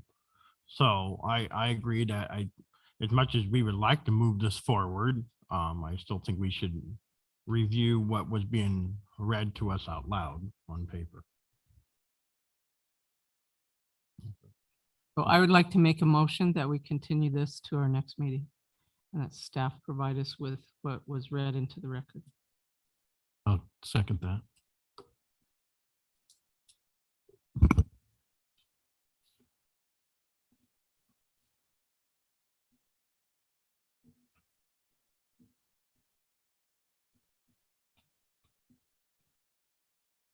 Was there a second taken? Okay. And the motion carries 3-2 with Worth and Commissioner Lemke voting nay. Okay.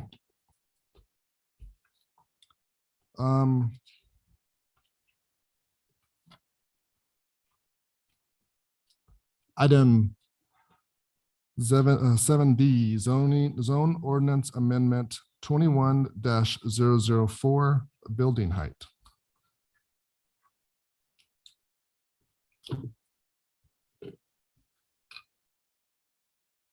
And engineering is really exciting to.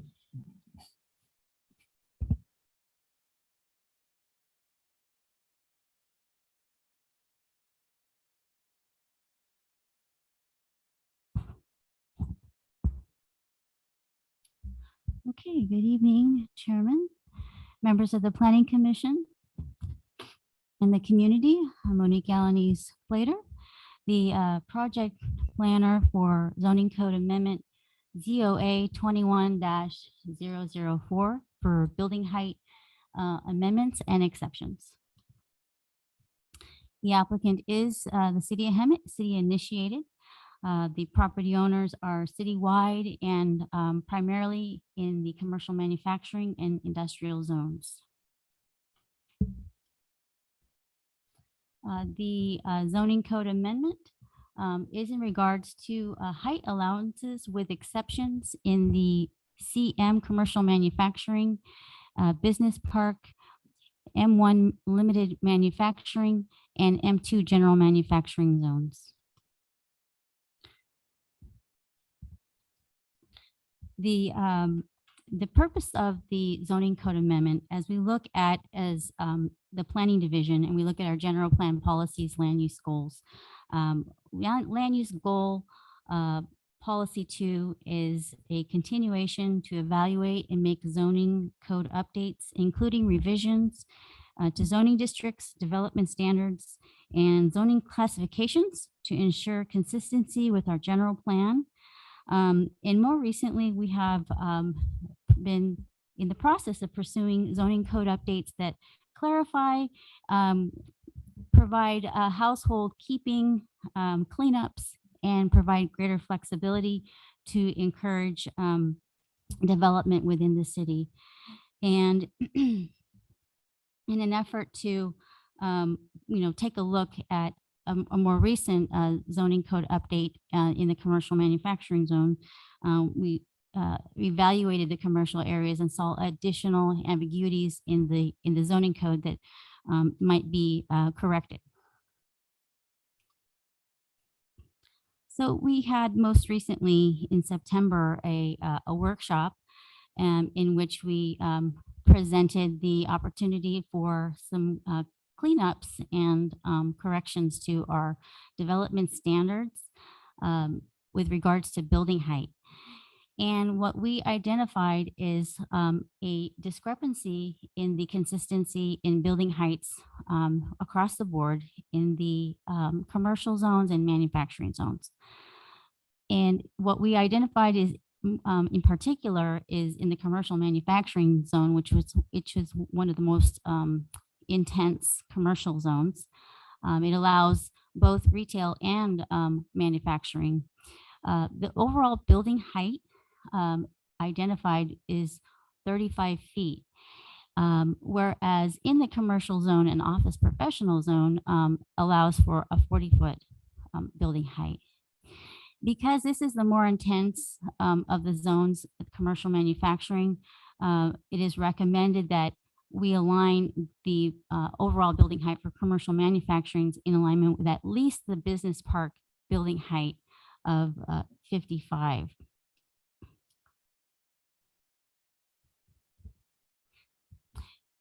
The current building height for the commercial manufacturing zone is 35 feet, which is much less than the industrial zoning district allows. The industrial zoning district allows a range of 55 feet to 60 feet in height, where we found an inconsistency in the building height for commercial manufacturing. We also take a look at how that compares to the commercial zones as well. And it is almost treated like it's a commercial development, such as a drive-through or a bank, which is not the case for commercial manufacturing. What we found by working with applicants and developers who are interested in coming to the city, during the due diligence phase, they'll ask us a variety of questions. And what has been advised to us is that typically in an industrial zone, the building heights range at least 50 to 60 feet in height, if not more. And this is also important to their overall layout, storage, stacking. They have to have certain vertical clearances to support their development. So when we took a look at the commercial manufacturing zone, we realized that that is inconsistent with the building heights for the manufacturing zones. So what we did is, in addition to identifying that potential discrepancy, we also took a look at what other communities are requiring for their building heights. And we evaluated the city of Eastvale, Apple Valley, Banning, Fontana, Menifee, Paris, Riverside, and Hesperia as a comparative analysis. What we found is that the overall building heights really isn't a case by case, it's by community. It ranges between 35 feet to 100 feet. And most of these communities are allowing higher building heights and exceptions within their industrial zones and manufacturing zones. We did not check Temecula or Murrieta. Excuse me, we did not check Temecula.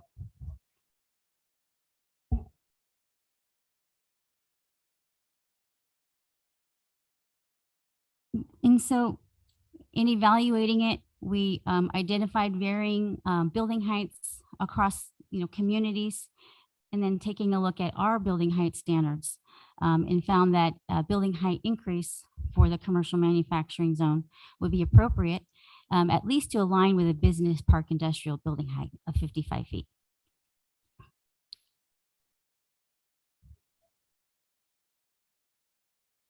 A hospital built up to 4 stories, we had to get a ladder truck.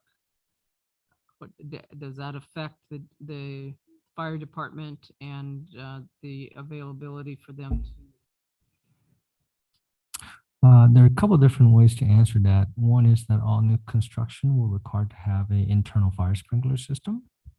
So that would address some of the immediate fire that might start within the warehousing. 2 is that 55 feet will be less than the height of the hospital. So if we have a ladder truck that can assess and support the height of the hospital, anything less or below that can be supported by the current fire department.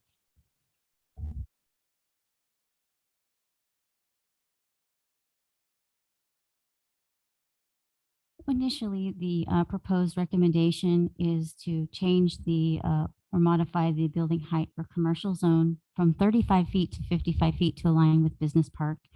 In addition, to provide greater flexibility, this was also presented to the commission as for consideration at the prior workshop, that for the additional industrial zones, the business park and the manufacturing zones, that the reviewing authority would also allow a 10% increase in the maximum building height if needed, if the development or the area in question for the building height is 100 feet away from a residential use or zone.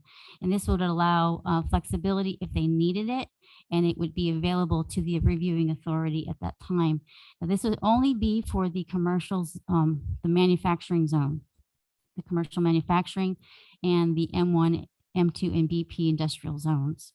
It would not be permitted in the other zones. Based off of feedback that we received at the workshop, it was our understanding there was a concern with regards to proximity to residential properties and privacy. So with that, we added an additional criteria to the zoning code update to include and require placement of windows on the upper floor levels to be oriented towards the street if the building height is greater than 35 feet in height for properties adjacent to a residential use or zone. And the purpose of the threshold or the intent of the building height threshold is because the R1 or single family residential zones maximum building height currently is 35 feet.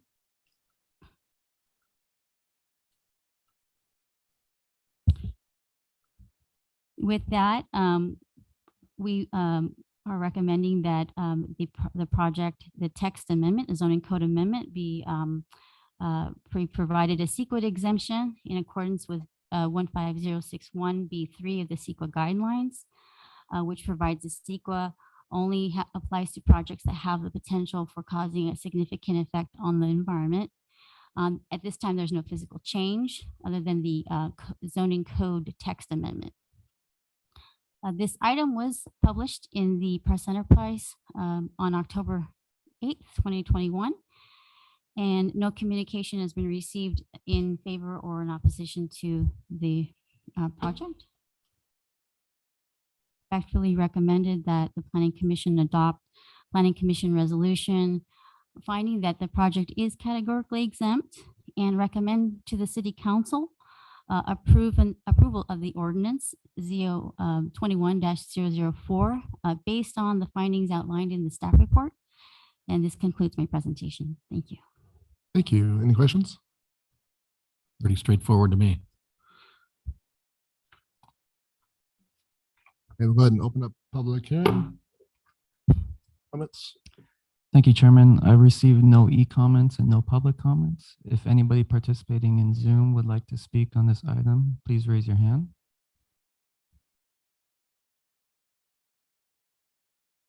I'm seeing nobody raise their hands. All right.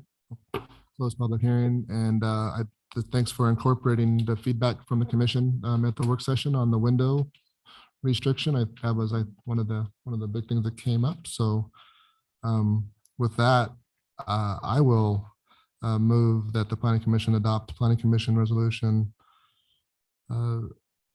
zone ordinance amendment 21-004, finding that the project is categorically exempt from CEQA, and recommend that the City Council approve ordinance adopting zoning ordinance amendment number 21-004 based on the findings outlined therein. I'll second. Sorry.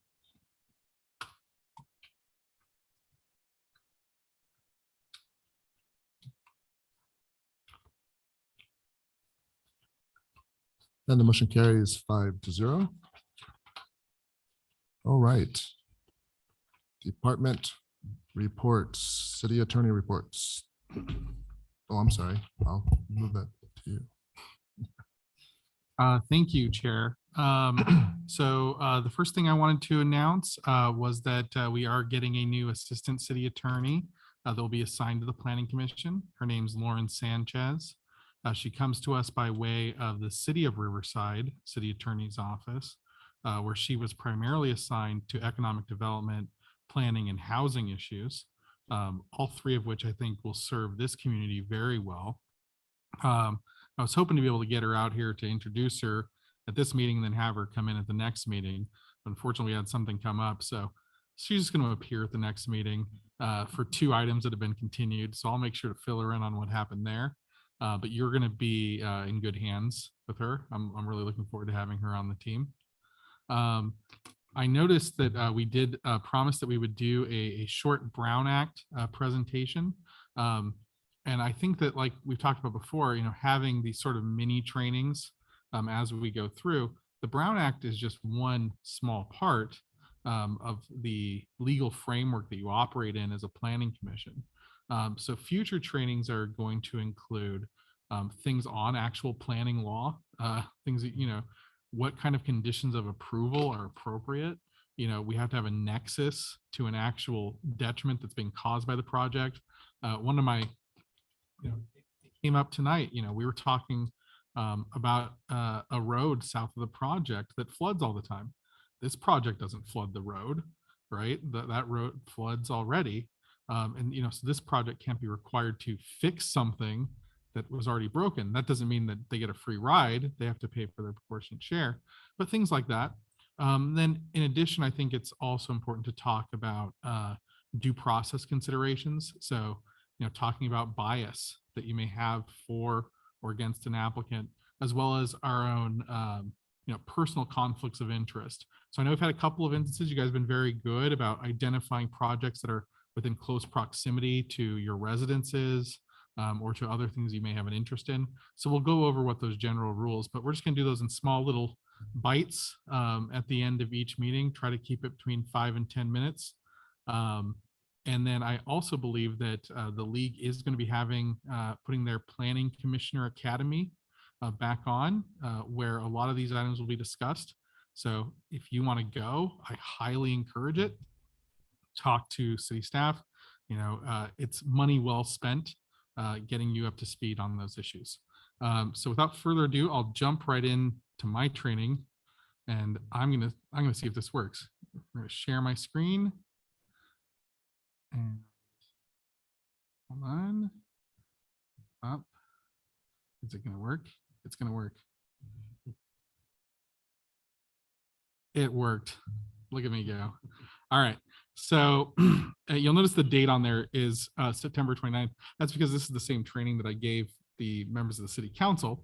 I'm going to go through it a little faster than I did with them, but feel free to stop me or speed me up if you want to go home. A general sort of overview of what I have in here. I have the background and history of the Brown Act. I talk about what is a meeting. I talk about agendas and notice. Sometimes there's questions about, what do we have to put into agenda? How early do we have to post it?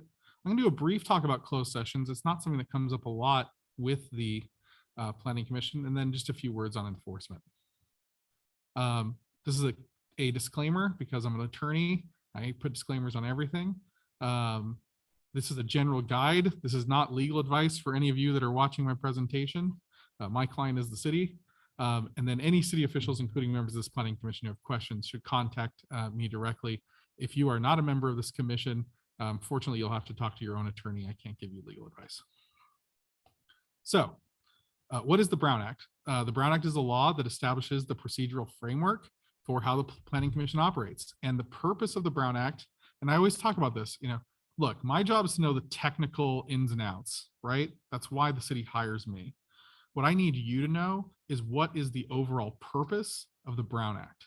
If you know what the purpose of the Brown Act is, then you'll be able to identify issues and say, oh, I might need to talk to HP about this. Oh, I might need to talk to the city attorney about this. The purpose of the Brown Act is to make sure that the public knows the decisions that you are making as a legislative body. So how do they know those decisions? Well, we have to tell them what we're going to talk about. If we don't tell them what we're going to talk about, the only remedy they have is to come to every meeting, right? And they've seen that's not fair to them, right? So we're going to tell them what we're going to talk about. The other thing is we're going to have that discussion, we're going to have that talk here in public, right? We're not going to meet beforehand and have a planning session to talk, how are we going to decide things? So if you kind of have those two things in mind, we have to tell the public what we're going to talk about beforehand, and we have to have that conversation in public. If you keep those two things in mind, most of the rest of this is just technical details that's my job to know. I put this in here because this is one of the, every now and then the legislature gets it right.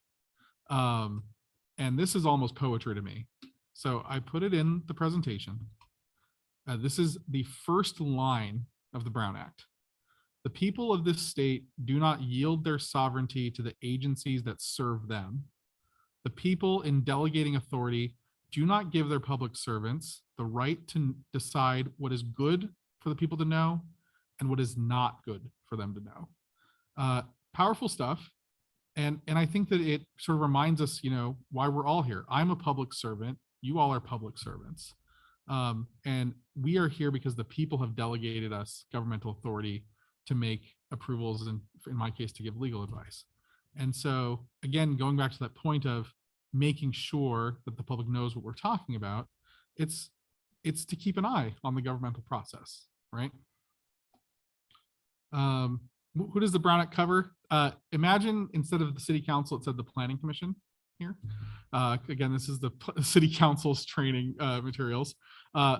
But it is applicable to any legislative body of the city. So that is a city that has decision-making authority. So it includes the planning commission, you see you're up there, infrastructure commission, Measure U, as well as all the standing and advisory subcommittees that are created by the city council. What is excluded from that are things like ad hoc committees. So it's not a standing committee, it's an ad hoc committee. It's 2 members of the city council, or if the planning commission ever had cause, you could have an ad hoc committee where you have 2 members who are meeting for a very discrete purpose. It's not a standing meeting. When we talk about a meeting, I mean, I think we all have our own sort of understanding of what a meeting is. I mean, we're in a meeting now, but the Brown Act has a very specific definition of a meeting, and it's a definition that has changed over time as cities got kind of cute and the legislature had to change it to close loopholes. So the definition in the Brown Act is when a majority of the members of the legislative body are present at the same time and place to hear, discuss, or deliberate. So I want you to think about that hear part, because this is what has come up with this planning commission and others on things like the housing element meetings, right? You weren't going to talk to each other. You just wanted to go and listen, right? But it is something that is within your jurisdiction. And so if a majority of you are there and you are hearing something within your jurisdiction, a meeting has occurred. Now, there are some exceptions to that definition of a meeting, none of which were applicable in that case, unfortunately. But it is the kind of thing to keep in mind. The rule of thumb I have is if there's 3 of you in the same place, you need to think about, did an agenda go up for this? Is this an agendized meeting of the planning commission? If not, is there an acceptable exception? Have I talked with staff? Am I familiar enough with the exceptions that I'm comfortable with it? Or have I talked to the city attorney? I can tell you a couple of those exceptions just off the top of my head, the ones that you will actually deal with. There's 3, purely social or ceremonial occasions. Okay. So, you know, you may have a situation where, I'll give you an example, the state of the city, right? That is a social and ceremonial occasion. We're not conducting city business at the state of the city. Perfectly acceptable to go there. A conference as part of the regular business of the conference. So we can send 3 of you or more to the Planning Commissioner Academy. It's perfectly fine for you to participate and go to that thing, even though it's talking about planning commissioner items. And then the last thing is a sort of like a neighborhood meeting, but it has to be put on by someone who's not, by an entity who's not the city, right? So civic organizations. So say Rotary's doing a cleanup. 3 of you can show up and do a cleanup. Just don't talk about planning commission items. And then the last thing would be a noticed and agendized meeting of another legislative body. So 3 of you can go to a meeting of the city council, right? Because the public obviously has the opportunity to participate in that and know what's going on. There was an agenda posted. 3 of you could go to a noticed public meeting of another legislative body, right? So planning commission for the county, for example, right? That would not be prohibited. I told you that there was a loophole that got closed, and that was, this used to not say here, it used to say form consensus. And what cities were doing that I said was cute was they were having briefings before the meeting where the board, the commission, the planning commission, or the council would get basically the staff reports, right? But they wouldn't discuss amongst themselves, but they would ask questions, right? And the thing is, you can communicate to other people without saying things directly to them by the questions that you ask, right? You all can sort of sense where each other are coming from. And so there was a feeling that was being used to evade the Brown Act. So now it just says here. And on the subject when you said regarding like the housing element movement. Yeah. Couldn't we have just agendized that as a meeting? That was absolutely one of the acceptable responses that could have been. So we could have just made that an agendized meeting so we could all have gone. If you made it an agendized meeting of the planning commission, then 3 or more of you are perfectly capable of going. Yes. So that is a good example. Like the prohibition is meeting outside of a noticed public meeting, right? So if you put an agenda up, you're fine. I guess I skipped ahead. I gave it away. So those are the things that I was just talking about. The legislature tries to keep up with technology. They're a little behind the times right now.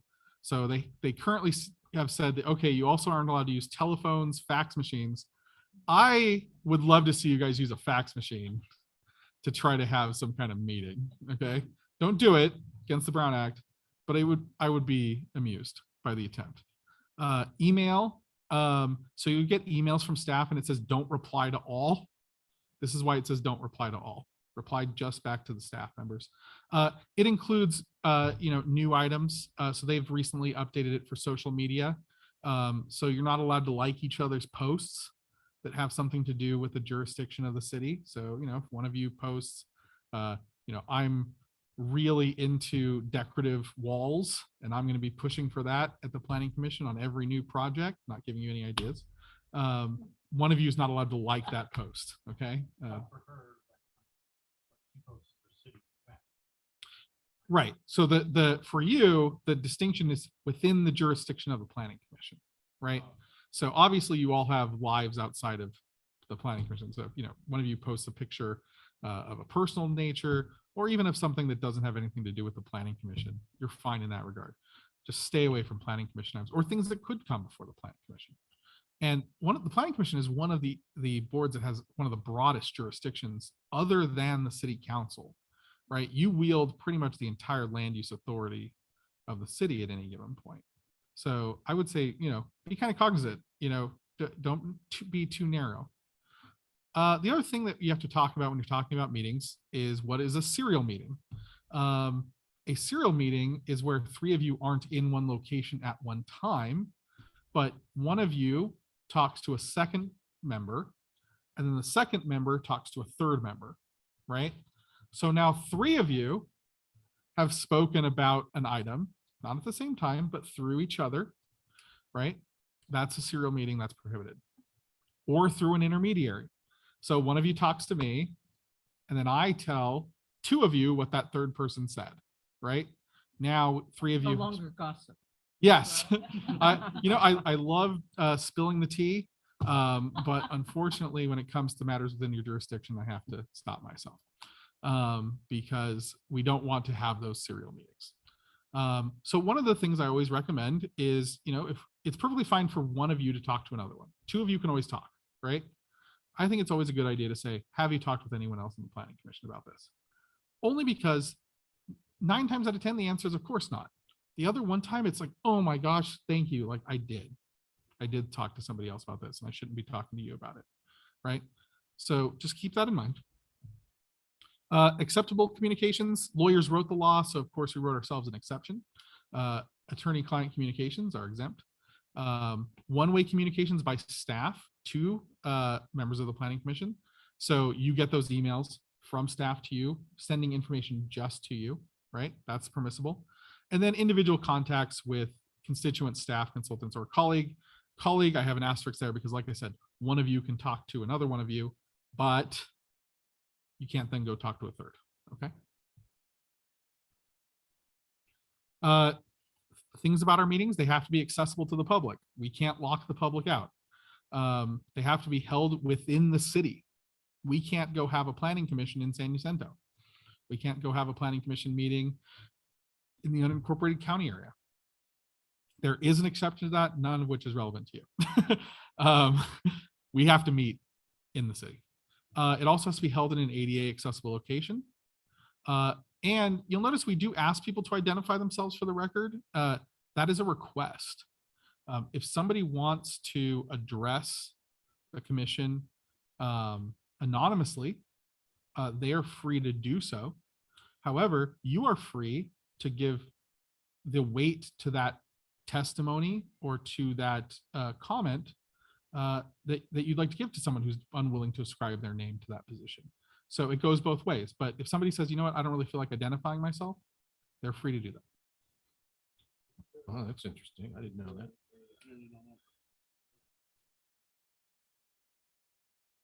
I think you asked perfectly fine. You say, please give your name and address for the record.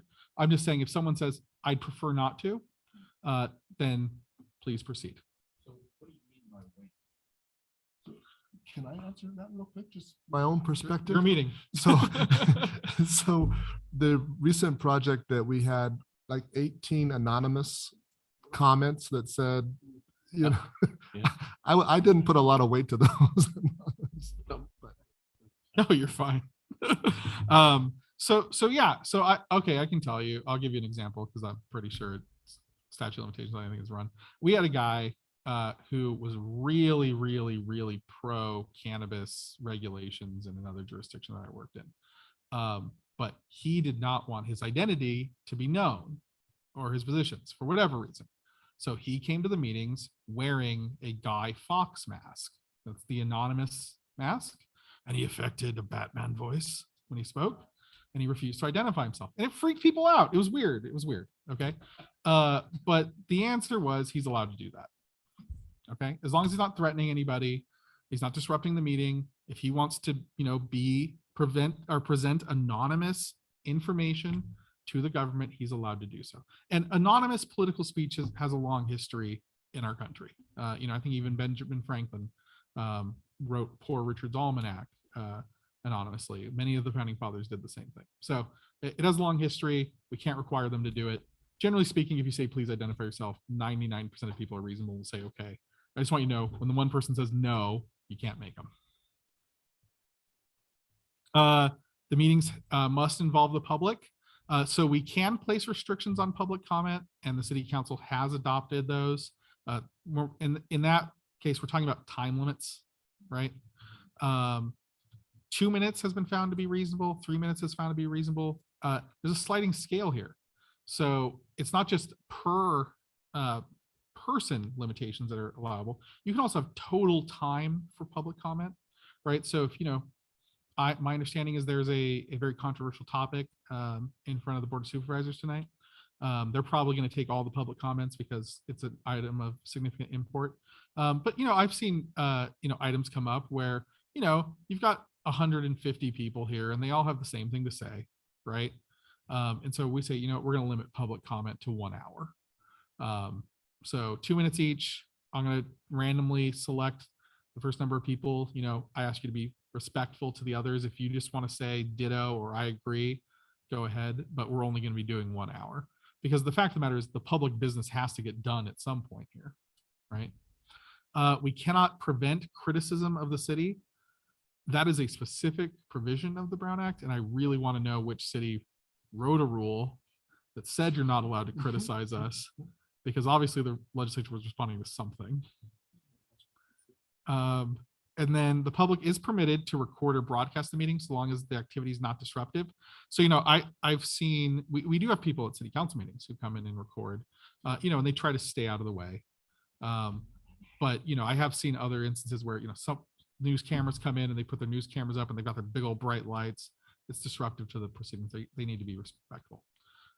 Public must have access to copies of all backup material, such as engineering conditions of approval, which is why it had to be read out loud. Because, we have to make sure that the public has access to that. These are just some technical definitions we'll go through here. Regular meetings are the ones that you have that are normally scheduled. Special meetings are meetings that you have on any other day. Regular meetings have to have agendas posted 72 hours in advance. Special meetings, it only has to be 24 hours in advance. There is such a thing as an emergency meeting. An emergency meeting is just a special meeting, but you waived the 24-hour advance notice. And you can only do that in very specific circumstances, also known as emergencies. Agendas. So like we said, the public has to know what we're talking about. How do they know? We tell them. We put out an agenda that says we are going to be discussing the following things. Notice is given by that posted agenda. You'll notice, and we'll talk about this in another training, as a planning commission, you also have additional obligations on certain items. You don't just put it on the agenda, you also publish it in the newspaper. That doesn't come from the Brown Act. That comes from planning and zoning laws. But we're talking about the Brown Act today. So the notice on the agenda needs to go out in certain places. So it has to be posted in specific locations. It has to be on the city's website. It has to be accessible easily on the website. We can't hide it on the website. When you go to the city's homepage, there has to be a button that says agendas, right? That someone can click and it takes them to the agendas. And we also have to mail them to people who request notice. Although I've always wondered what the point of that is, because if we're mailing somebody a special meeting note agenda, it's not going to get to them before we have the meeting, but it's what the rule says. Like we said, 72 hours in advance of a regular meeting. There are such things as adjourned meetings. Well, I'll handle that if it ever comes up. It's pretty rare. Special meetings, 24 hours in advance. Emergency, 24-hour being waived. Work stoppages, natural disasters, terrorist attacks. I don't really foresee the Planning Commission having an emergency meeting. But I also didn't foresee a 2-year-long pandemic. So let's see. You're prohibited from discussing things that are not on the agenda unless you decide that an emergency situation exists. Again, this would be relatively rare for a planning commission. It is somewhat common for the city council, right? But the findings that are required are there. The agenda has to contain a brief description of every item, has to be clear that it's understood by members of the public, and it has to include time for public comment. My test has usually been, if I can understand what the item is, that's probably good enough. If I don't understand what item we're talking about, then it's almost certainly not clear enough. I think the same thing for us. And then I'm going to breeze through the rest of this because it's getting late, and these things are less applicable to the Planning Commission.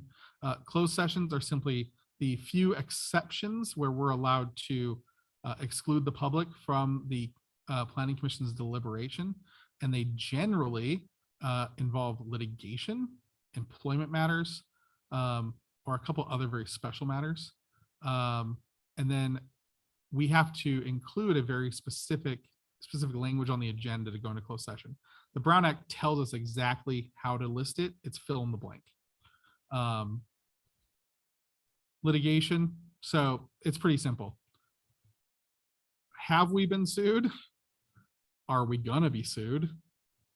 Are we planning on suing somebody else? Or are we trying to resolve a lawsuit that's already been filed? Those are the basically though, if there's something involving litigation for the city, usually it's going to fall into one of those buckets and we can talk about it in closed session. Be rare, but not obviously unheard of for the Planning Commission. You've had at least one closed session in the time I've been here on litigation. Public employment, it's never going to happen for you because in order to go into closed session on public employment, you have to have the authority to hire, fire, or discipline the person you're talking about. And you do not possess that authority currently.